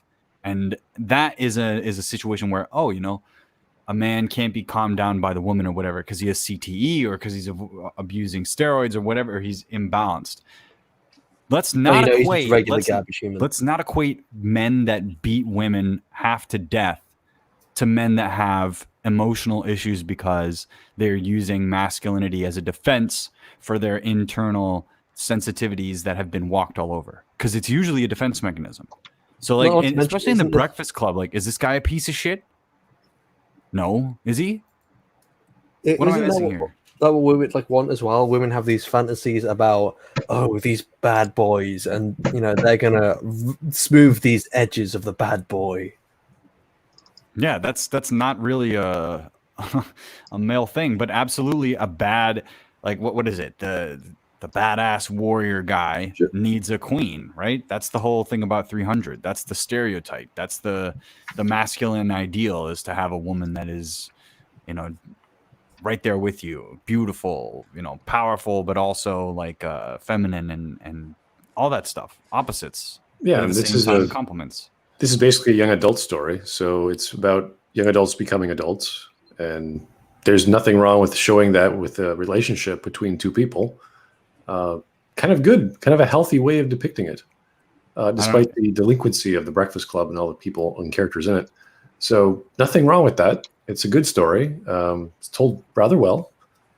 Kind of important for its time. I wouldn't say it's a groundbreaking piece of cinema, but it was entertaining for what it was. I don't even think misogyny was a thing to be talked about in 1985, or that it needs to be some sort of balance between masculine and feminine roles in society. Nothing wrong with telling that story either, but not seeing a problem with it doing so or not doing so. It's a strange thing to argue. It seems as though this kind of thing has come like just recently and is showing up like here and now, just as it relates to, I don't know, the people not liking the Ghostbusters, people not liking Rey in The Force Awakens, and then The Last Jedi tore the internet in half. Yeah, it's still a sensibility of the 80s, which is what the Stranger Thing is trying to do, obviously with copying individual shows and scenes, which for nostalgia's sake is kind of cool. But we sort of jumped off the nostalgia train, and we suddenly went into this weird description Weird psychoanalytical stuff. Yeah, he's talking about this relationship between this man and this other woman, and it's just, where are we going now? Because I thought the issue was nostalgia, and now he's bringing it back to the 80s. Like, all right, let's see where he's going with this.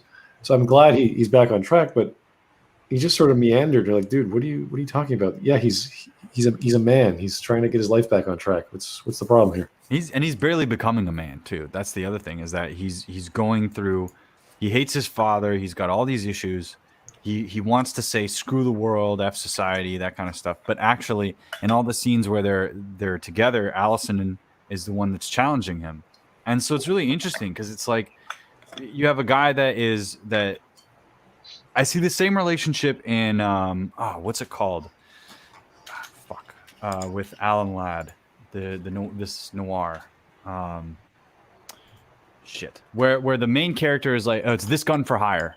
You have Veronica Lake and you have Alan Ladd, and Alan Ladd is obviously like a bad guy, but he doesn't have a bad heart. He's right. He's the killer with the heart of gold, and she's the only one that can reach him because she has that femininity to him that is attractive to him. But he tells her, he's like, you're trying to make me soft, because he doesn't want to give up the self-defense mechanism that he has.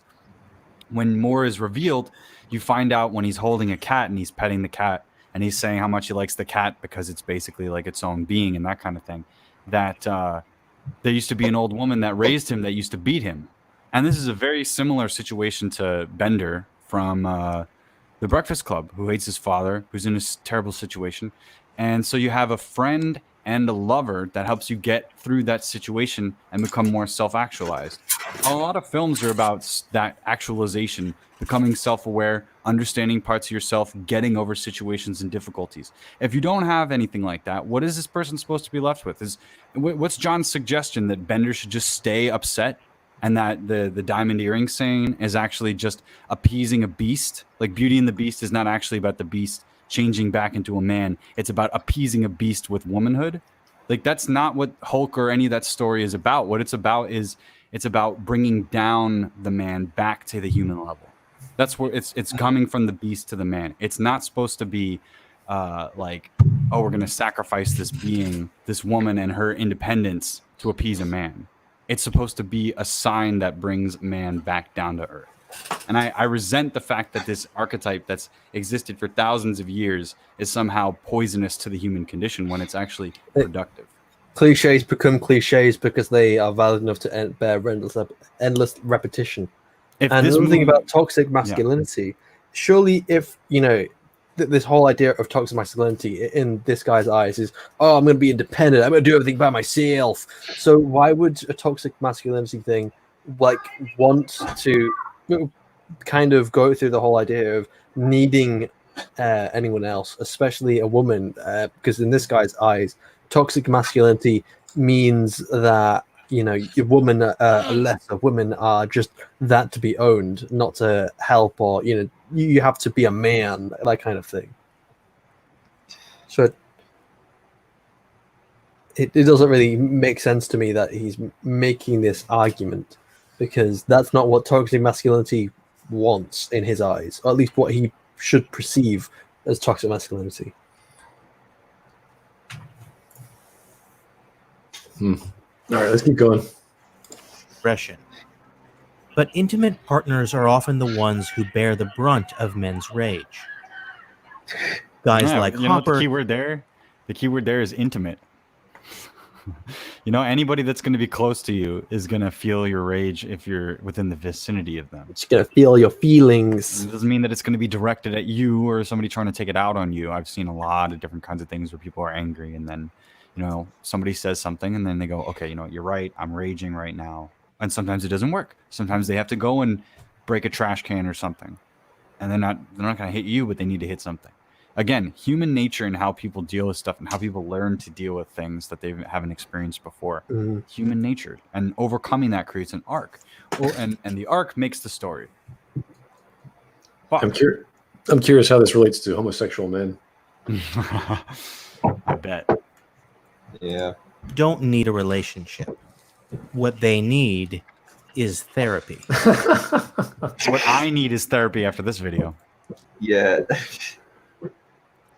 You know, but in real life, you know, a relationship can transform people. I don't know if any of you here have had this experience, but I had a relationship for 2.5 years, which completely transformed my life from someone who failed all of his high school grades, got kicked out of high school, to someone who went to college and redid his A-levels and GCSEs and managed to get himself into fucking university studying visual effects. So obviously relationships can have a huge impact on people. So they're important. They can help people, not just men, but women too. People in hard times can find more comfort in other people, in the arms of someone else, than they can in therapy. Because you know what therapy did? It did fuck all for me. It didn't help. So how does that make you feel? Oh, but how does that make you feel? Okay, so you this way. Oh, it's okay. That I interpret it as this way, that way, the other. Because therapy can't do anything. It's sitting in a room talking. It doesn't help a lot of people. Especially if they're very by the books and follow a script. And Yeah. It's painfully obvious they're following the script. I had therapy once, and it was I've had it for the first time I had therapy. It was good. It helped. The second time I had therapy, I was fucking pulling my hair out because it was the most infuriating shit I've ever had to go through. I used to yell at my parents when I was an angsty kid in school, and I was confused about the world and didn't know my place in it and didn't feel like I have any future and all that stuff. Now, should I not have done that? Yeah. But that happened and was a building part of my exercise, and I didn't realize until later how my parents were trying their best with what they had available to them, and I was a problem child. That's part of my arc, is that I learned. I self-actualized all of my issues, and I'm more aware of them than ever, and I'm trying to be a better person. Now, how is Hopper going to get there on camera if we don't see all of this? How are we going to connect with that? You know, but we can't connect with that because the intention, John says, is negative. That we're reinforcing some standard of how men should be. Men that are rageful should be rewarded with women. I don't. Crazy projection. Relationships are just absolutely fantastic. If you were holding out hope that the stranger, like when you're in a relationship, it not only can motivate yourself more because you have someone in your life that you care about very deeply. So motivation's a big thing. Another thing is you have someone who can support you, like emotionally, through like any times, hard times, and good times also make you feel great. it always feels like you have someone having your back, and that is a fantastic feeling, and it helps people more than anyone could realize. I didn't realize how much relationships could be important to people's development until I went through that massive change in my life, and I wouldn't be here without that relationship. Your Things writers may have been going for some sort of critical commentary about unhealthy relationships. The final episode in the season makes clear that is not the case. You know, I think despite everything, I mean, despite the arguing, I think we make a pretty good team. In a page lifted directly from 1980s rom-coms, Joyce ultimately responds to Hopper's belligerent, entitled attitude by asking him out. Belligerent, entitled attitude by saying we make a good team? Are you nuts?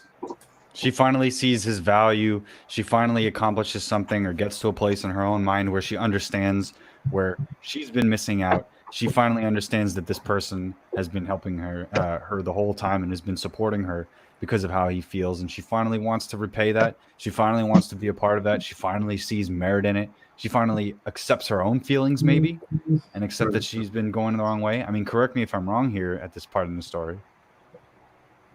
Isn't that What part is of he- it? I just, like, where did he get that? Belligerent? What? He just We focuses make a on good the next- team. Oh, he's entitled. He basically just said, I wasn't expecting this to be the thing I wanted it to be. It's like, no shit, that's not what you're watching. You're projecting so hard. Can you imagine if she was just like, you know what, you've been like really rude to me this whole time. Like, I'm never gonna date you. You're crazy. You need to go to therapy. And then he actually goes to therapy, and then John is like, wow, this show is so progressive. It's amazing. These people should never be happy. They should never have a chance at being friends or lovers or anything. This is garbage. Like, what? Why? Finding love through adventure isn't fun and whimsical. It's actually depressing and unrealistic. But Flint Clockwood said, "Take therapy, you bigot." Take the therapy. Take the estrogen therapy in the juvenile hall. Oh no! And I still want bigot steak sandwiches. That's all I want, really. Just give me a steak sandwich. Bigot sandwiches is going to be the I'm going to get my YouTube money, and I'm going to go open Bigot sandwiches down the street, and we're going to serve steak. I should probably make merch just on the stupid memes we make. Just this is so funny. Yeah, have like a sandwich, and then on the inside, it's just 2 pieces of bread, right? And then in between, it just says bigot in thick letters. So it's like bigot in between the bread. It's like, nice t-shirt. Yeah, that's all I got to do. With a smiling Beautiful. smut face. Everyone's happy. What do you say? Friday, 8 o'clock? This plot point then perpetuates the idea that controlling or aggressive behavior is somehow a sign of love, attraction, or passion. Just for clarification, just because I mean, just when you say date, just so that we're crystal clear about things, so Yeah, there's no Hop. confusion. Yeah. Stop talking or I can change my mind. Okay. Pause. Jeez. Okay, that is not aggressive behavior. Him asking for clarification because he's been getting rejected this whole time, and then her being dismissive. I would say that she's being more of a bitch than. I'm sorry, she's being more of a strong, independent, feminist woman by completely ignoring the fact that she has been doing that. But it's played for laughs. Yeah, So it's she like, wants something. It's fine. She's allowed to be a bitch. He wants something. He's not allowed to be angry. It's all right, fine. That's how it works. And by the way, and then he's upset about the. Sorry, go on. I interrupted you. No. I didn't have anything to add. Go for it. Oh, I was just gonna say that John is looking at it through like, oh, if the nostalgia factor of the '80s, this is representative of how relationship humor used to be. It's really bad for society. It's like, no, it's just not that funny because she's being a bitch. And he's been kind of in a bad mood this whole time. That's why I don't really like the season 3 of Stranger Things. But it's not a sign of his toxic, overwhelming masculinity forcing her up against the wall with a knife and saying, "Are you going to go on a date with me?" Or yes. He's just being persistent without being aggressive. He's not even being persistent here. She's the one that brought it up, right? Or does he ask her out again here? I think that she says, I'm fine to go out on a date with you. Yeah, I thought it was like that. Like she had finally like processed everything, and then the next thing was she brought it up because she remembered it. Right? Am I recalling that correctly? I don't remember. I hate. Yeah, this. he's just saying that would make a good team. He was just being nice. It's like, oh, Yeah. There you go. It's the kind of twisted logic that can lead people to remain in unhealthy or abusive relationships. how is this twisted logic? What is going on here? I think how he is has this this scheme with- so hard to interpret? It's so simple. I have no idea, man. I don't know. What underlying logic is there that's twisted? Just show me. I can't see it. He says something nice. She says, hey, let's go out. He's like, are you sure? She's like, do you want me to stop asking? It's like, okay, we'll do it. Like, that's simple. That's it. Live for today. Go for it, Sam. I tell you, go for it. Hollywood writers like to use combative interactions between love interests because it's an easy shortcut to dramatic tension. But there are many ways. That's not it. The reason why people do that is because they're probably speaking from personal experience. And also because when it comes to comedy, conflict is funny. Stakes are funny. And also, if you're dealing with a type of woman that is difficult to like get their attention, I can understand that. And maybe it is a weak aspect of masculinity, but I wouldn't call it toxic. I'd call it weak if you can't take no for an answer, or if you feel like you have to be aggressive. That means that you feel like you have a low self-esteem. And the majority of romantic comedies or plays, even in Shakespearean's time, was pursuing the woman, trying to tame her, trying to get her to like you. This is a basic story of protagonist and antagonist. And a romance story, it's all it is. And with comedies, especially in Shakespeare, it was the ending either ends in a marriage or a death. Someone has to die, and then someone has to get married. So we expect something. We expect something to come out of all of this. It can't just be nothing. If it's nothing, then okay, but it's not going to. But that would subvert your expectations, Smud. It would, if nothing came out of it, you wouldn't expect that. Well, there has to be a good reason for nothing to come out of it. We've seen that with Shakespeare too, so that's fine. Yeah, like Taming of the Shrew. I know what it goes for if you read the Italian version, but it's more interpretive if you read the English. So it's like who tamed who, right? It's like, well, we know who tamed who, but there's always that room for interpretation at the end. So plus it ends with a marriage, and it's really beautiful. It's one of my favorite Shakespearean plays, actually. So we expect certain tropes to be followed because that's what stories are. We're getting something out of it. You tell us it's about X, we're going to get X, or we're going to get a twist on X. That's fine. It just has to make sense. Here's Criminal Imagination. All right, John, show me where the big, bad, bitter, sweet relationship touched you. Yeah. Real life, I don't know. Who knows with John? Does he ever love people? Does he love puppies? I think he has a cat on his Twitter profile. Yes. Blocked a long time ago, so I don't remember. I guess. He has so many bad takes on Twitter. It's not unreal. Ways to write interesting conflicts. For example, tensions can arise from external pressure on relationships. Things like shared traumatic experiences, which is something Stranger Things has in spades. There's no good reason to keep writing romantic tension as something drawn from interpersonal hostility. Why not?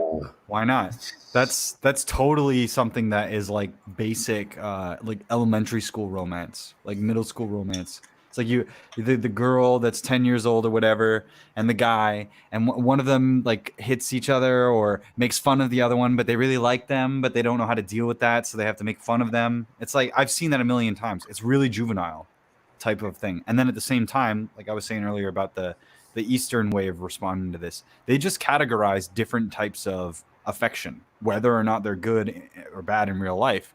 Like that's just what is it, tsundere or whatever? Yeah. Yeah. So somebody that is, oh, I really like you, but I'm, this. And that's not even what Hopper is. Hopper is just a man that wants a piece of happiness in his life. And it's not that he's entitled, but feels like he's unrewarded in his life and he wants something. And he finds this person who he recognizes as somebody that he thinks needs affection, and he thinks that, yeah, this makes sense. Why we should be together. And why is that? Because we make a great team. If you've been through a lot of shit, it's entirely fair for you to not want that shit anymore and instead have something positive happen to you. Yes. That's not entitlement. No. That's a desire for things to actually go your way for once.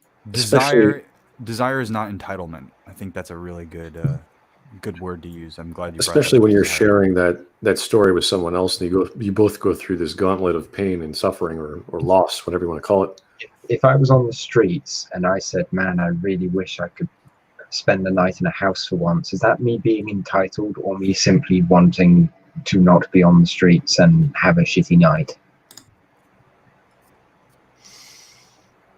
You see, that's toxic homelessness. I guess so. Either way, it's a stupid When argument. you really think about it, Feel bad. we very rarely see healthy relationship dynamics modeled on screen. What the hell? Who cares? Why is that a thing? Why do we need that? But you don't need to. No. For There has to be one, some define healthy relationship, because there are plenty of fine relationships in media. Well, let's just say 1960s, right? Like say Leave It to Beaver or some shit, right? White picket fence, wife and husband, kids, healthy relationship, right? Fine. All that garbage, yeah. Do you need that explained? Do you need that showcased? Sure, I guess. But what's wrong with unhealthy relationships? Why can't we tell that story? Another thing is that if he says that a healthy relationship is completely 100% perfect, so well, that'd be unrealistic. So healthy relationship, there are plenty of healthy relationships in media. In fact, it's insane how many healthy relationships there are in media. Because just think of any random media, there'll be a relationship in there somewhere. It doesn't even have to be the focus of the goddamn story. Just off the top of my head, my favorite show, Clone Wars. There's a healthy relationship between Cutler Quain, a renegade clone, and a Twi'lek farmer. Nothing toxic there. There are plenty of plenty of healthy relationships in media. Even in media, you don't even think about has a relationship in it. But why would you want to just tell positive? I'm going to tell you the story of a loving couple when nothing bumpy happens in their relationship ever. It's a 2-hour movie. Enjoy the nothingness. Yeah, it's not why we have stories. We need conflict. You can't just tell everything's roses and puppies. Yeah. Kill the puppies, burn the roses. I don't care. Do something. Have some kind of tension relating to their will they, won't they? This is a very strange argument. Like, does he just want these two people to be happy? Like, great, fine. How do we get there? Neff Champion had a good point. It's not unusual for couples to argue from time to time. My parents often fight over little things, but they still love each other at the end of the day. Perfectly said. It's as if he wants to teach a romance lesson in his Stranger Things. It's like, okay, maybe that would help. I don't know. But that's not what the story's about. So you have to respect it for what it is. Does it tell a good story for what it is? That's what I want to know. George Krell says, I wonder if he's a Raylo. He might be. I think he hasn't stated his opinions on Rise of Skywalker that I'm aware of. If this is his idea, if he wants positive, happy relationships, then no, he wouldn't be, because those people would be miserable together. I kind of think he's part of the this progressive fandom, which would think that it's like endorsing unhealthy, abusive relationships. That's stupid. That's absolutely stupid. I'm sorry. Raylo is an abusive relationship. Maybe that was true. It was an abusive relationship, but that was the point. Abusive relationships. I'm sorry, I can't watch Star Wars, which supports this. It's just a silly thing to say. Like, you have to be positive. Gotta have positivity in this weird mystery fantasy story about the 80s. It's like, why? Why can't it be about two people who can't find love and they're struggling? But trying to solve with this supernatural stuff. Like, what's wrong with that? And there's some element of just weird trying to have a relationship in the middle of this craziness, and one of us is more into it than the other, and that's just how things are. Yeah, that lady is not in the right position to think that way until finally she is. It's delivering the best of both worlds, because no one can relate to the struggle of ghosts invading the world and, you know, threatening to destroy humanity, but everyone can relate to wanting to be with someone who doesn't want you back. We've all been there. If you manage to balance those two storylines and give both of them the time to breathe, yes, you can have the stupid high fantasy stuff, but ground it in like day-to-day troubles that every human being experiences, and then that lets you know that the characters that are in this otherworldly predicament are still human. It's a silly argument. Let's just keep going. That said, Stranger Things does give us one example of what a positive romantic relationship looks like. Hey there. Do you happen to have these in any other colors? I'm not a big fan of orange. Soy. Checking back. Sim. Bob, the brain newbie, is Joyce's love interest and dad joke aficionado from season 2.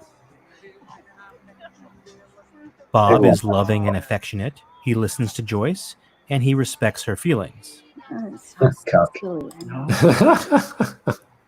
It's not silly. It's not silly. While still honestly communicating his own wants and desires for the relationship. If we were to move out of Hawkins together. Huh? I know. Whoa, Nelly, right? This is essentially the exact opposite. Hey. You just saw a moment where he tried. I don't even know quite what the hell he was trying to say.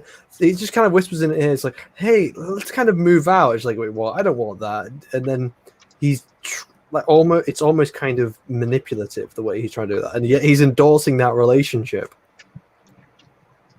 Wouldn't that be imposing his will on her desires? Yeah, that's the point. That's what I'm bringing up. Is that a good or bad thing, Mr. Jonathan?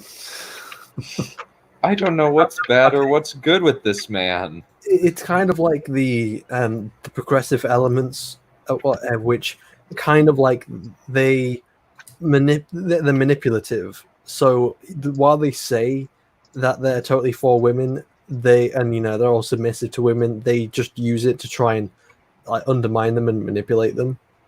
I feel like Jonathan is like projecting himself onto this guy. Yeah. It's like this guy's imposing, like trying to submissively impose his will on her. Yes. Yes. And how Hopper treats Joyce in season 3. I like you so much. I like you so much. Oh God, that's cringe. So essentially, what he's saying is, I want all of these guys to be the same character. Oh, they want listen. The nice you're guy. You're so amazing and so beautiful. Would you ever think about going out with a guy like me? Even though I'm just such a man, such an evil man. I guess Jonathan McIntosh has never heard the phrase "treat 'em mean, keep 'em keen." I'm not sure he's ever dated someone before. No one would ever say, "I like you so much. I just don't know what to do with you." It's like, what the hell is wrong with you? Multiple things, apparently. If you go around saying, "I like you so much," depending on who you're dating, of course, this is entirely down to who you're seeing. But I like you so much, I want to spend all the time with you. You've just jumped in their pocket, and they have complete control over when they see you, what they do with you. That kind of feels very one-sided as well, because a relationship, you shouldn't have one person being submissive to the other. It has to be balanced. It has to be equal. It's a partnership. Very similar to the rule in writing, show, don't tell. If this man really loved this woman, he would do things with her and for her. He wouldn't just say, "Hey, I love you. You're great." He does, which he does. He does throw himself in the way of a rampaging demon dog to give her and her kids the time to escape. My lady, Yeah, he dies. My lady, would you know, allow me to take you he to dies. the chamber of You know, birds? simp. Oh, wow. Don't, please, John. Hearken to me, Sam my lord. Gamgee is not Samwise Gamgee is not a simp. Samwise Gamgee is a Chad. No, he's not. No, Sam. The whole arc for Sam is that he goes from being too nervous to ask out a girl to realizing that if he can overcome an entire world that's set against him and his friend, then he can ask a girl out. And then he does, and then he has a bunch of kids, and he's happy, and he has a farm, and he becomes the ideal Aryan superhero. No, I'm just kidding. But he does become a hero because he overcomes his obstacles, and that's what makes him admirable. And in the end, he gets the girl as he deserves, and it's great. What's wrong with that? What's wrong with happiness? It's And toxic. also, He feels entitled to that woman because he asks her to marry him in a bar. Oh, just because you saved the world with your friend, you think you can ask a girl out? You're entitled? Like that's shut up. Stop trying to diminish men's accomplishments because they can get women and you can't, Mr. McIntosh. If that is your real Apple name. Just you. Everything that comes with you. Your family, your boys. Bob's genuinely loving nature is refreshing for male love interests, but it's also very unusual. There's no genuine love in media, guys. There's no genuine love in media. It's all toxic. There's never been a healthy relationship in media before this one. I hate McIntosh so much. I like you so much. We need men to say "I like you" so much to women more. Why can't they do that? It just doesn't. Can I kiss you on the lips, dear? He's honey? just he's a nice person, and he's just a sweet guy who's characterized as a sweet guy. You know how people get upset about George McFly in Back to the Future and the idea that him beating up another guy is attractive to women and that's somehow degrading to women, or it's Standing somehow up for himself is also, that's attractive. But he doesn't. What I always found funny about that argument is it's invalid, obviously for all of the basic reasons, but like the most direct logical thing is that he stood up for something that he believed in himself. He didn't change who he was. He always believed in the same thing. He just didn't stand up for it. And that is a really common trait for people. They believe in something strongly and they are just too unsure of themselves to actually act on it. And when we watch a movie and we see the hero go through all the trials and tribulations, we know it's going to be a tough journey, but maybe we have a shot. And what these people want to do is they for some reason want to do the crabs in the bucket thing and make it so that even the idealistic representations of things that we want to see happen, the hero gets the girl, beats the bad guy, they don't want to see that because it's not realistic. They want to place loserdom into fantasy because that's more realistic. Being a failure or being a simp or whatever is more realistic to these people, and you have to ask yourself why that is. It's because that's what they are. Very interesting. They relate to things which are them in media. Yeah, try and be. Obviously, isn't a healthy equal relationship. It's a man who's constantly submissive to the woman. Trying to be a genuinely nice guy to a woman and trying to get far with her is not going to get you too much success in the dating world. No, so we're talking about how he kind of put all the power in the woman's pocket. Women also don't generally like that as well. If you, show that you're too much into a woman, especially too early, it's going to push them away. Because it's too much too fast, and that's not healthy, and that they know it's not healthy, so they say, I'm not interested. No, this isn't working. Yeah. In fact, it's so unusual that we, as the audience, almost automatically assume his compassionate persona must be some kind of trick or cynical ploy. Look at me now. I get to date Joyce Byers. Huh? Are you kidding me? I get to date. Oh, are you kidding me? See, it all works out. Whoop-de-doo. We've come to expect sensitive or loving male characters to ultimately be revealed as either selfish cowards or to have secretly been evil all along. I hope it doesn't suck. If a man does turn out to be as warm-hearted as he initially appears, I'm newbie. That's so He's weird. almost always killed. He's almost always killed. Yeah, except like the thing is that most of the characters that are love interests in movies are protagonists that are up against something violent. A If warm you- guy from the beginning that is already perfect. You could have It's that. boring. No, It's no, you boring. can have that. No, you have that. You can have it, but it's rare that he goes on some kind of arc. No, but here's the thing I'm trying to get at. So you have a character that wants to date a girl or something like that, and he's a nice guy, right? And he's gonna have a date with her, right? But how's the story gonna proceed? They're just having this positive relationship while the rest of the plot goes on. While he goes off on the adventure and has to go kill the bad guys, they're gonna have this positive relationship. If you want that, then that's going to be represented in a different way than a guy that is on a quest for something. Usually it's about a character going through something. And so the more levers get pushed from the negative to the positive, the better the arc is.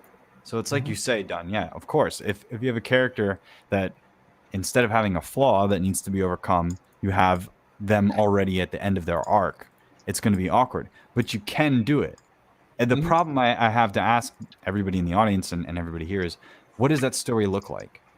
What would be a version of that? Just two characters that are in love with each other the whole time, like John Hamm and what's her name in Baby Driver? You can have side characters with a healthy relationship, but it's hard. But they have to have some kind of conflict relating to them. Wash and what's her name?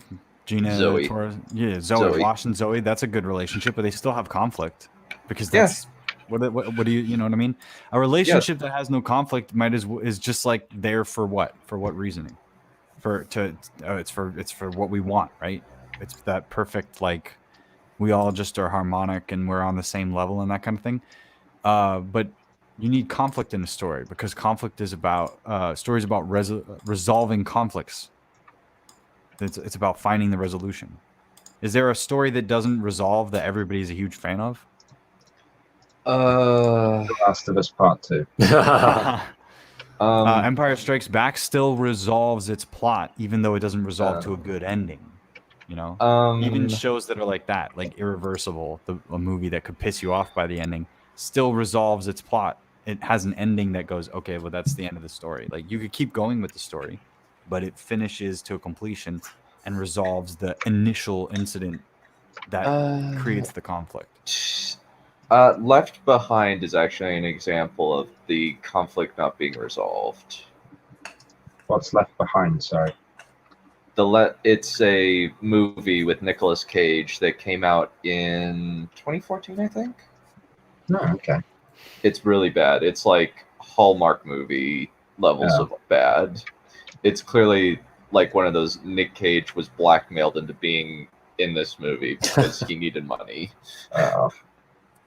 And even, by the way, even like this doesn't apply to just straight relationships. If you go into whatever LGBT media or whatever the coded media is, the relationships are still conflict because internal conflict is what people feel about relationships. What is the end result of every relationship? Are every relationship? So are you supposed to get married to the person? Are you supposed to be monogamous with this person? What is the expectation on each individual? Is it exact? Are you supposed to be the exact mirror of the person that you're dating? Are you supposed to be the same person? There's a question, and there's almost a freedom to interpret how you want to open it, and interpret what it is, what love and relationships are supposed to be about. But the key thing is it's two people involved at the very least, right? It's two human beings trying to be in some sort of, they have affection for each other in a way that's distinct, let's say.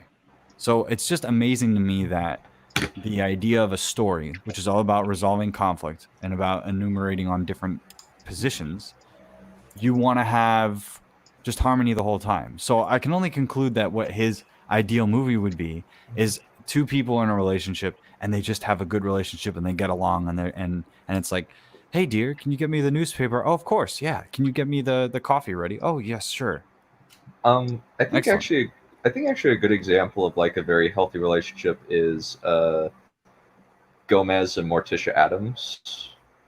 But it's probably the conflict is there people trying to break their family apart and throw their family out of their house.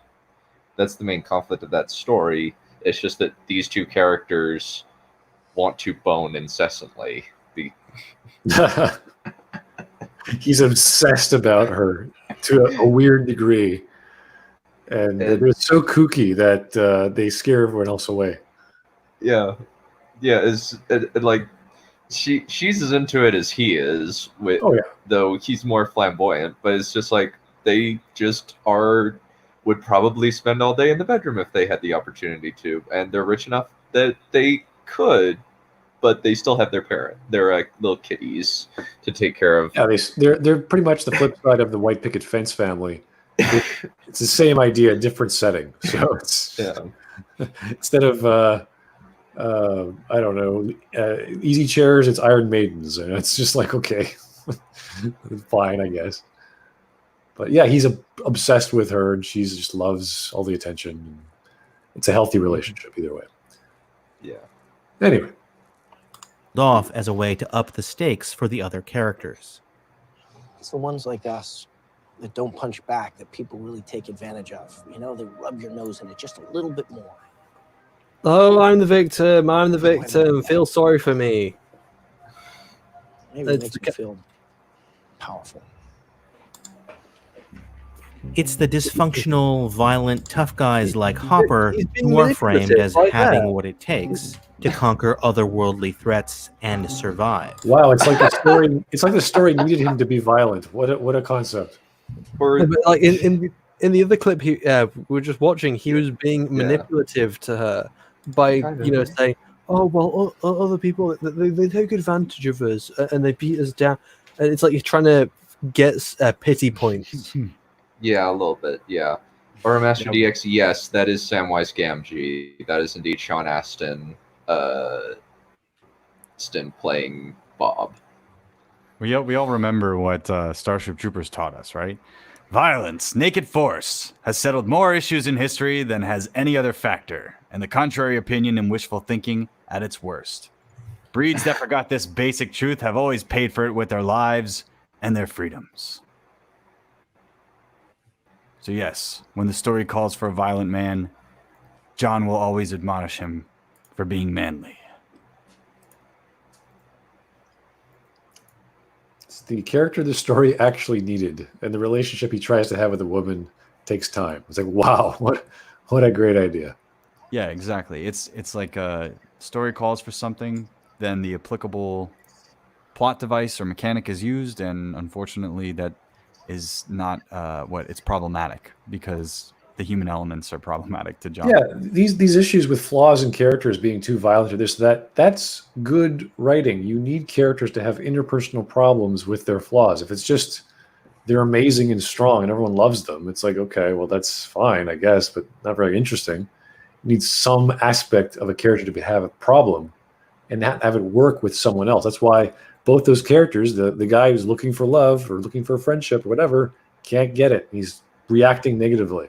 What's her face doesn't give a shit. He's like, I'm more concerned about these magnets. It's like, okay, well, that's good. They work.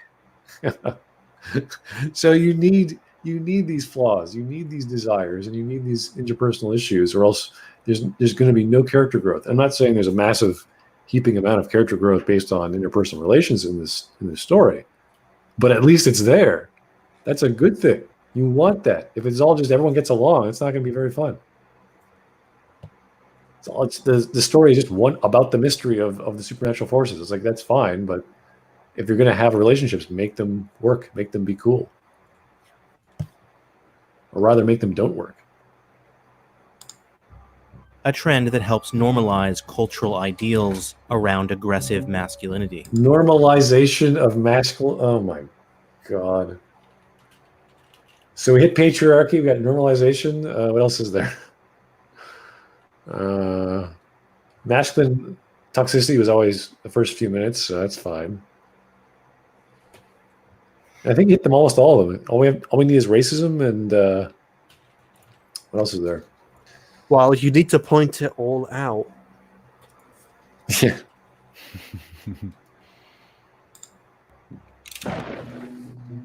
One of the reasons so many people have trouble recognizing abusive behavior is because in popular media, it's often done by the good guys.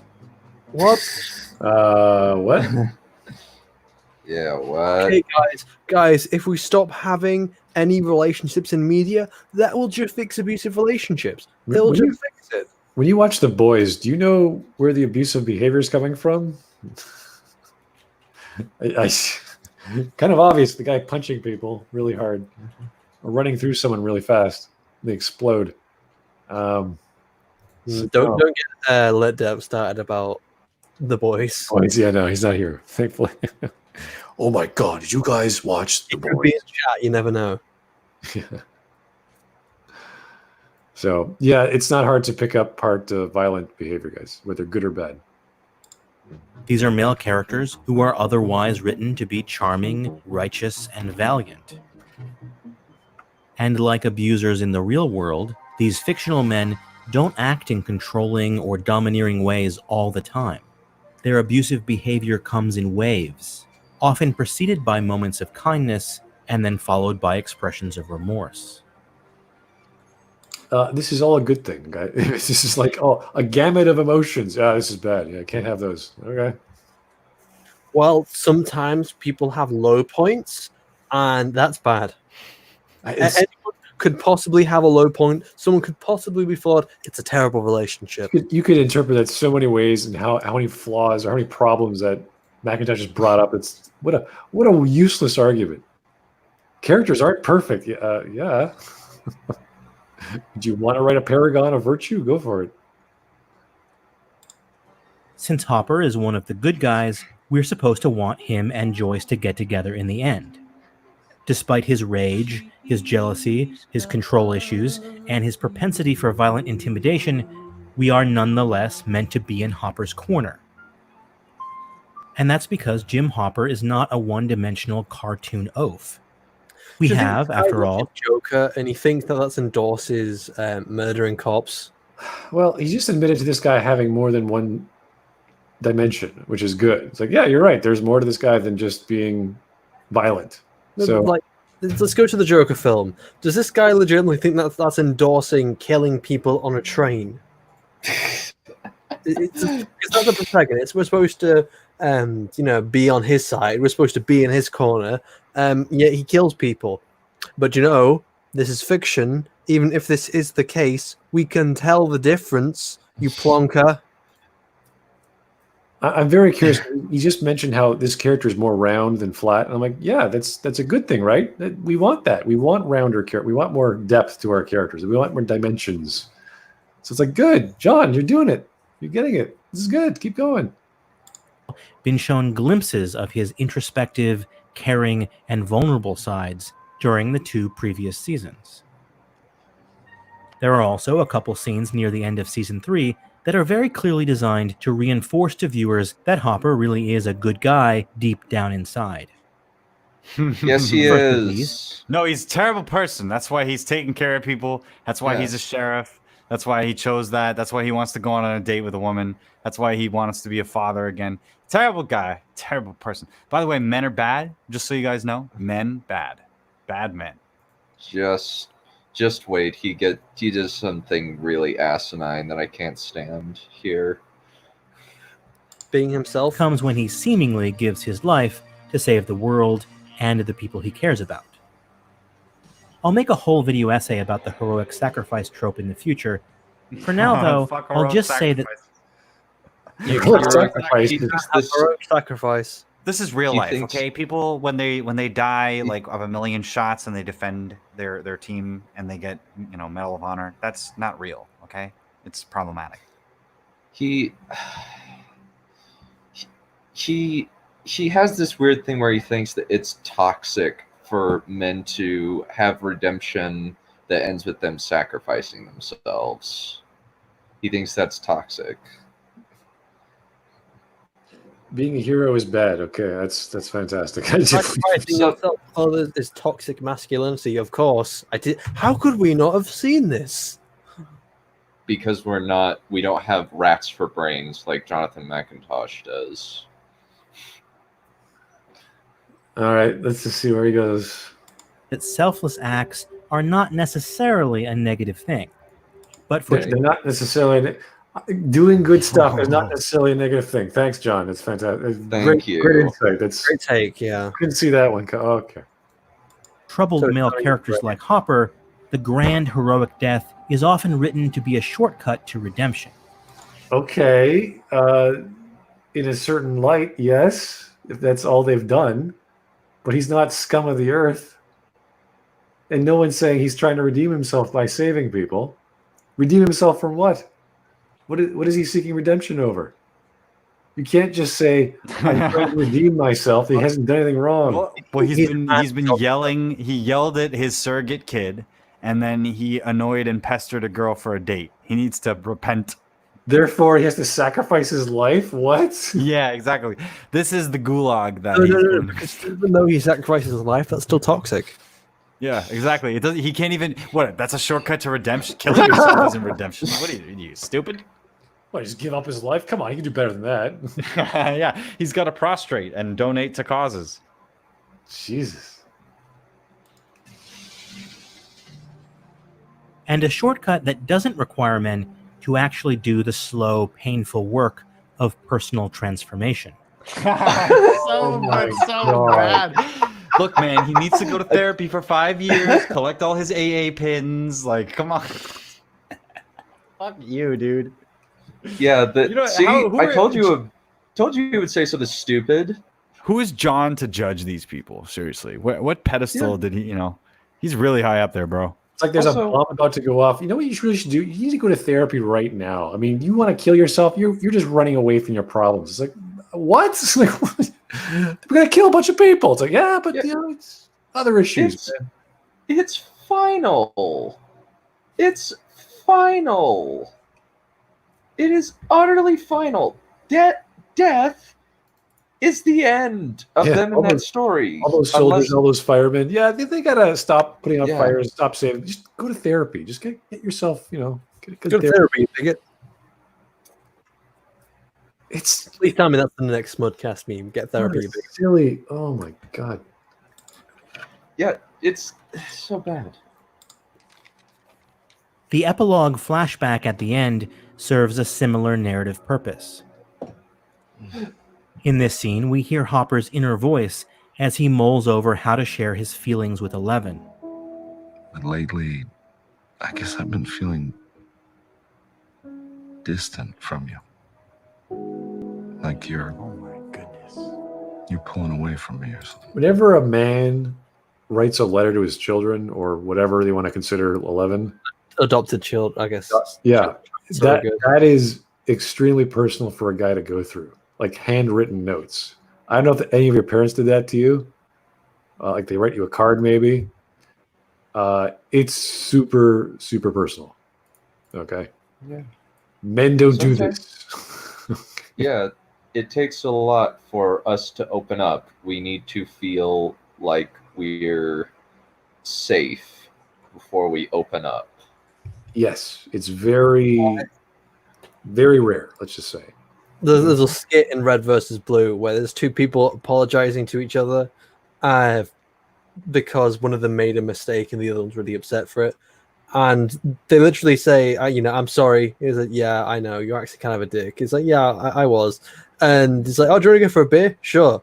And it's like, wait, that's it all? That's all your apologies? Like, yeah, we're men. You just witnessed like an entire year of male emotion. What do you want from us?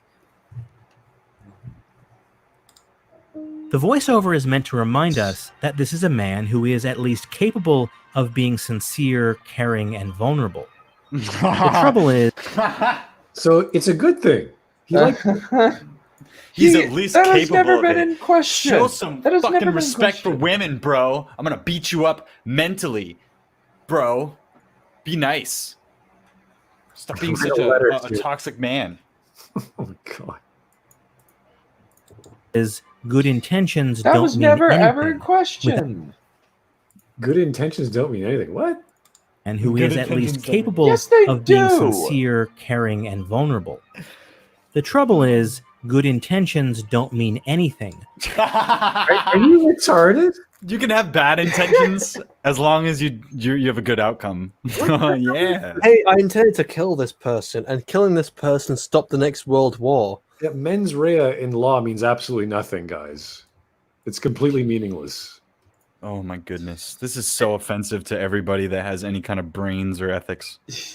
Doesn't it make a difference between manslaughter and murder? And murder one, yeah. I have to say that, like, I've been thinking, like, a little bit during this stream. Hearing John, if I was a woman, I think I'd be really upset if I had the same kind of egalitarian principles that I do. I'd be like, wow, this guy thinks like women just we just are all go for one type of guy, this kind of aggressive guy. Like, what you think we're all that stupid? If I was a girl, like, think about or if I was a homosexual man that was into men, and I'd be like, oh, what? So we just all want these brutal men that are just going to be terrible to us, like. Completely taking away the agency to focus on men, because John is so misogynistic he thinks that the entire world is just controlled by men entirely, and that to me is in denial of what women that I know that are all hopped up think, which is like, women run the world, we have amazing power and men are jealous of it. Like, it's so weird that John is playing the opposite hand of, like, he's going against men. And in doing so, I feel like from the female perspective, he's also diminishing their agency, which is like, damn, how can he be so smug and self-unaware? What a strange thing to say to people. Your intentions mean nothing. Hey, I intended to try and help you, even if it didn't work. Yeah. Good intentions don't matter, only endings do, or something like that. Yeah, so Hitler's good intentions to create a grand First Reich in his mind weren't bad because he killed thousands of people. It was bad because he had good intentions that he never lived up to. Or like if somebody's lying, basically. He's just saying that good intentions are not don't mean anything. I understand what he's saying, but it's funny that he would say that they don't matter when good intentions are the basis for good actions. It's so stupid. And he is being a good guy. He is supporting Joyce, even though, like, he is being snarky and complains about it. But he is following her along in what he seems to be, okay, she's slightly delusional. So we have that previous boyfriend who was nice and talked nice things, but when this guy writes nice things, it's too little too late? Is that the idea? No, then this guy's being manipulative. I don't know. This is so weird. Without the follow-through. And without the follow-through. What is that? Is this this scene where he says, I want to be your dad, I'm nice to you, but he doesn't actually be nice? Is that? All right, let's just watch it. Being a stern never actually follows through in having that heart-to-heart with his adopted daughter. Like we saw with his apparent death, this flashback is designed to absolve Hopper of the emotional damage or harm he caused throughout the season. All without having him actually apologize or make amends for his behavior. What does that mean? He has made amends for his behavior. Writing a letter's not enough? What is he supposed to do? Have like a struggle session where he just sits there and talks and they talk it out? I guess, sure. But also, letters he don't count either, sacrificed I his guess. life to save his daughter. Nope. That's not real redemption. That's just killing yourself and trying to earn brownie points or something. That's just virtue signaling that you've changed. That's victimization. So he apologizes in the letter. He sacrifices his life. What does John want from this man? Aside from going to therapy. I don't know what he wants. Mr. McIntosh does not make sense. Stop looking for logic in John McIntosh movies. Everything is sexist, things are weird, and logic does not exist. Well, we already know that McIntosh doesn't adhere to logic. You know, when you learn about character studies and how to write a good character, it's like you do all these things, you set all this stuff up. Like, this is not a bad character to write for. And it's like he has problems, he has desires, he has conflicts. Like, yeah, this is normal. He sacrifices him. He's a hero character. It's great. It's good. Person on screen is crying over the death of this person, reading a death note or a note that possibly. It's beautiful. You know, when I watched Empire Strikes Back, Return of the Jedi, when Vader sacrifices himself for Luke, you know, I was thinking how much toxic masculinity Vader was doing by sacrificing himself. Oh God, it's so offensive. Oh, God, my feelings, I can't handle them. You just throw away drama and characterization just out the. It's like, why? Why would you do this? Anyway, that's a stupid question. I want to be clear about something. The problem isn't that male protagonists are sometimes depicted as having anger issues or engaging in unhealthy behavior. Okay. Character flaws are human and therefore a key ingredient in creating stories about relatable people. Okay. The question is, how are those flaws framed? So the framing is the problem? The framing, these people always go on about how these things are framed, and they don't really explain why the framing is such a bad thing. Like, just, is it the stupid think of the children argument? Only it's to adults? Because this is technically a show for teenagers. Well, he's talking specifically about like men and women watching this and thinking that abusive behavior is okay because they watched a TV show where it was where the guy is not that abusive at all. He's just an abrasive person. What framing, like writing a letter is a bad frame? Saying I like you or we make a good team is a bad, like what's a good frame? I want to know what the frame is first off. So when I say frame in stories, that means something different. So I want to know what he's talking about. What context should this man be depicted as to work well? Are unhealthy behaviors romanticized, excused, or rationalized? Holding someone's hand is bad? What are you trying to tell us, John? Multiple things, none of which make sense. Are they presented as cause for serious concern? And critically, do these men learn to grow and change over time? In action-adventure stories like Stranger Things, we rarely see male heroes learning how to change their behavior, how to effectively communicate, or how to build and maintain healthy relationships.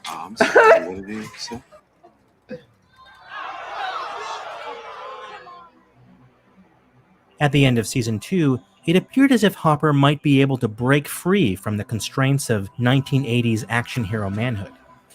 Unfortunately, What's wrong with 1980s again? I love the 80s. Everybody loves the 80s because it has good aesthetics. It's sexist.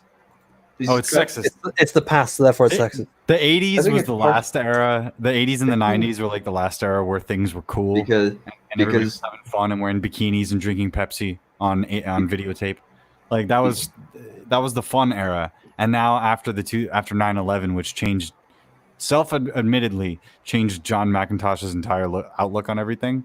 He's gone crazy. Everything has gotten more woke, and things need to be more woke. And since we're doing nostalgia, the danger of nostalgia is that it's anti-woke. It's meant to be from a bygone era, but the era is so modern and relatable and so technologically centric. And because synthwave is being referenced, and because there's all these old video games that people love and television shows, things being brought back from that era, John has to go, oh my God, I have to attack it. How can I attack it? Okay, this guy Hopper, he's misogynistic and he's a bad dad. He's very angry.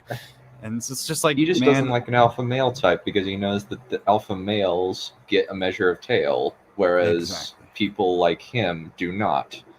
Also, because he doesn't have any charisma. Like, the video is titled The Dangers of Nostalgia, and it's actually a video about abusive relationships, well, what he perceives to be abusive relationships inside Stranger Things. Mm-hmm. And they're not even abusive. That's the past. So therefore, it is more sexist than the present, which is already pretty sexist. If you want to do an abusive relationship, watch Game of Thrones. That's got plenty of it. critique that, Jonathan McIntosh. You get a ton of mileage. Most of it will be wrong, but you're at least get some mileage off of it accurate. I just don't like the fact that you should not be writing bad characters. That's stupid. Yeah, you don't. I've You never had write a bad character. Write a character that's more. Oh, sorry. I've never had a teacher tell me, yeah, write all your paragons and make sure they're all nice and friendly. Like, what? It's boring. Have some flaws. Media makers rely so uncritically on nostalgia for inspiration. No, okay, he hasn't connected nostalgia with whatever he's trying to argue. He just jumped the shark and started talking about relationships. You're like, what are you talking about? Why? Because apparently, okay, so if I'm going to try and do my best interpretation of his argument, I think what he's trying to say is that our idealized idea of the past is blinding us to the fact that what the past was sexist, and that the past had dangerous ideas, and that's what I believe. That's what he's trying. He showed clips of movies that were pretty much stolen and put into this Stranger Things scene, and that's like great. That is nostalgia. That's true, but it lasts for seconds, and it doesn't characterize the whole show. It's just that one element. And if you're saying that's the 80s, that's bad. It's like the whole show is 80s. What are you talking about? You can't steal from other shows? Why not? It works. Makes sense. Yeah. Hero males in those stories were cool. They did cool things. What's wrong with that? Yeah, what is wrong with that? They're action guys. Yeah, you know what? It's all men. Men are bad. They kick butt and took names. Nothing wrong with that. He blew away a bunch of Russians or whatever that scene was. It's like he blew some they killed some Russians. Yeah, they shot so many communists. It was amazing. I guess he hates stuff like Commando. Oh, really? I guess because it's just like it's the same thing pretty much. It's just 80s meat mountain mowing down guys. Meat mountain. Trying to get his little baby Alyssa Milano back. Back when she was cute. Back when she was cute. Back when that was touching. Mm-hmm. Yeah. It prevents them from imagining new possibilities from male characters. New possibilities? As a result, we risk encouraging men to remain stuck in the past, held hostage to retrograde ideals of masculinity. Retrograde ideals. What does that even mean? If you know you're gonna fall back on traditionalism, if you watch these movies, you're gonna get that traditional tradcon foundation and become a misogynist, and can't have that because you become a member of a patriarchy. So retrograde ideas is morals, etc., counterproductive to desired outcomes. Yeah, exactly. He's got a whole mission here. He wants to turn men into femboys. Does he ever use the term reactionary? I'm sure he does. I don't think he does explicitly. He's much softer with his propaganda. He's very good at it. That's actually something I give John credit for. Is he's very good at differentiating between the soft language of kind of centrist fence sitters and the sharp language of like the socialists that he adores. Alex Hayes said, "Japan's traps are more manly than the NPCs." Very true. Very true. Oh boy. Shut up, Mac. You have no idea what you're talking about from Net Champion.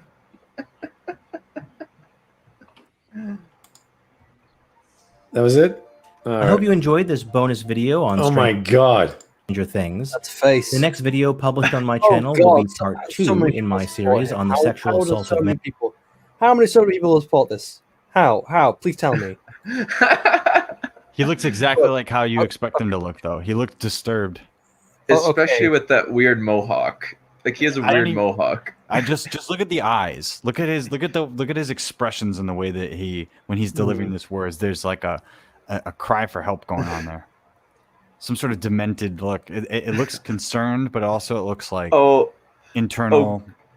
Oh gosh, what are their usernames? Is sex gets real? like like on the right column, third from the top. Sex gets Yeah. real.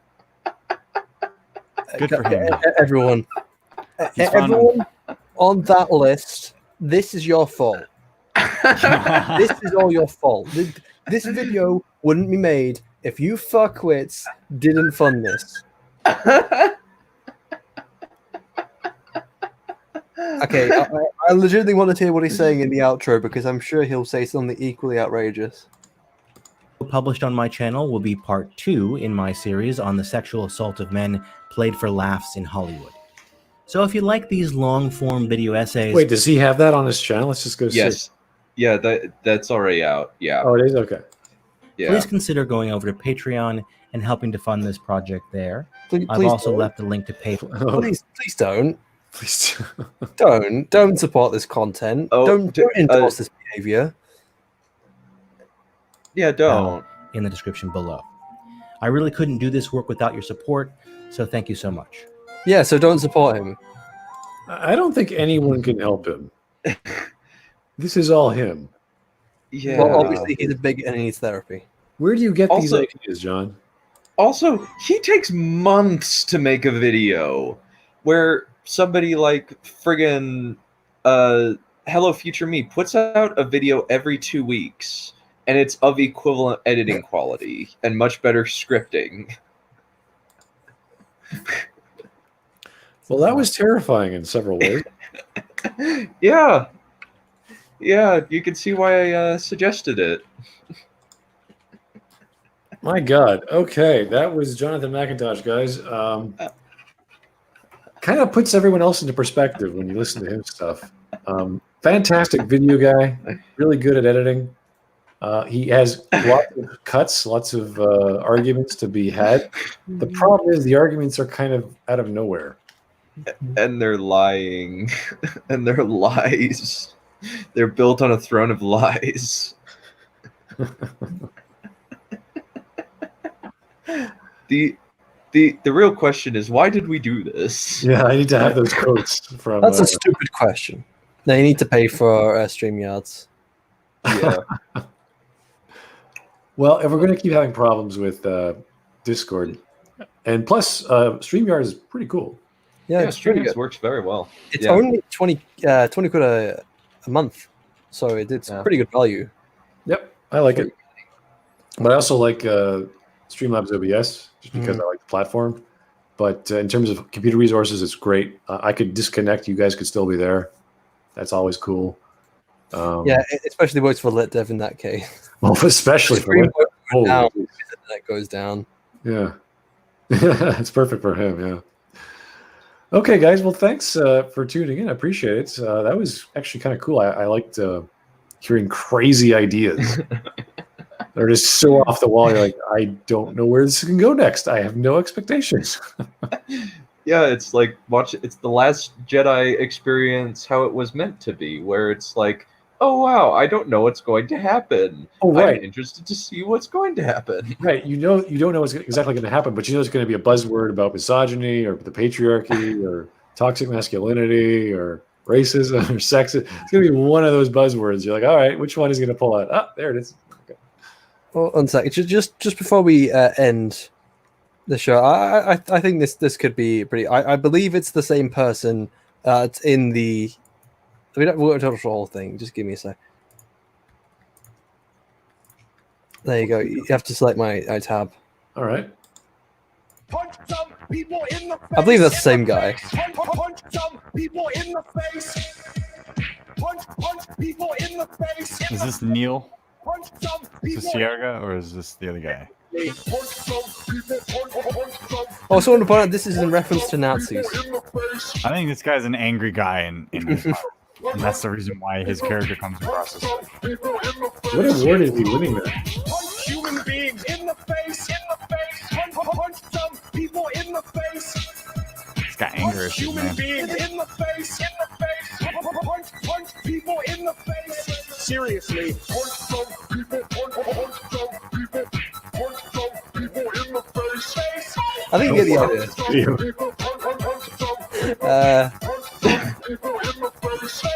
Give it 20 seconds. People in the face. Punch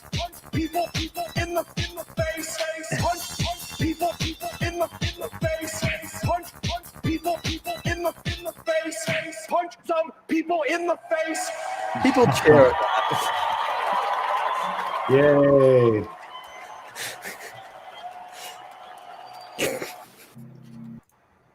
Okay. Good ending. Yep. All right. Thanks for tuning in, guys. Appreciate it. Guys, any other suggestions, do join the Discord, leave the suggestions channel. I'm going to fill out the description so everyone can link to everyone else who's in the chat. That'd be good. And you could all check out, what is it, Done? Did your book just come out? Or is it coming out tomorrow? It's the original version. Like, it's currently got some changes in review, but yes, the ebook is up right now. Okay, great. So I'll be linking hopefully to your whole library on Amazon. We can all check them all. You're 8 or 9. Was it 8 books now? 9 books? It's 8. 8 books. Ooh, all right. And I've got three more coming out in the next 2 months.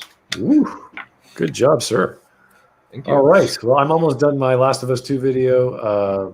Hopefully I'll get that done tonight or tomorrow. Yeah. And we can jump into more fun content on the weekend. Maybe some D&D, maybe some movie watching night. I don't know. Whatever we got planned. We don't know yet. But D&D is always going to be on Sundays. Yeah. On this channel. But, and then re-upload it on mine. Check it out there in the description. Okay. When I edit the description, yeah. And the we've not in this description. Well, check another Smudcast description.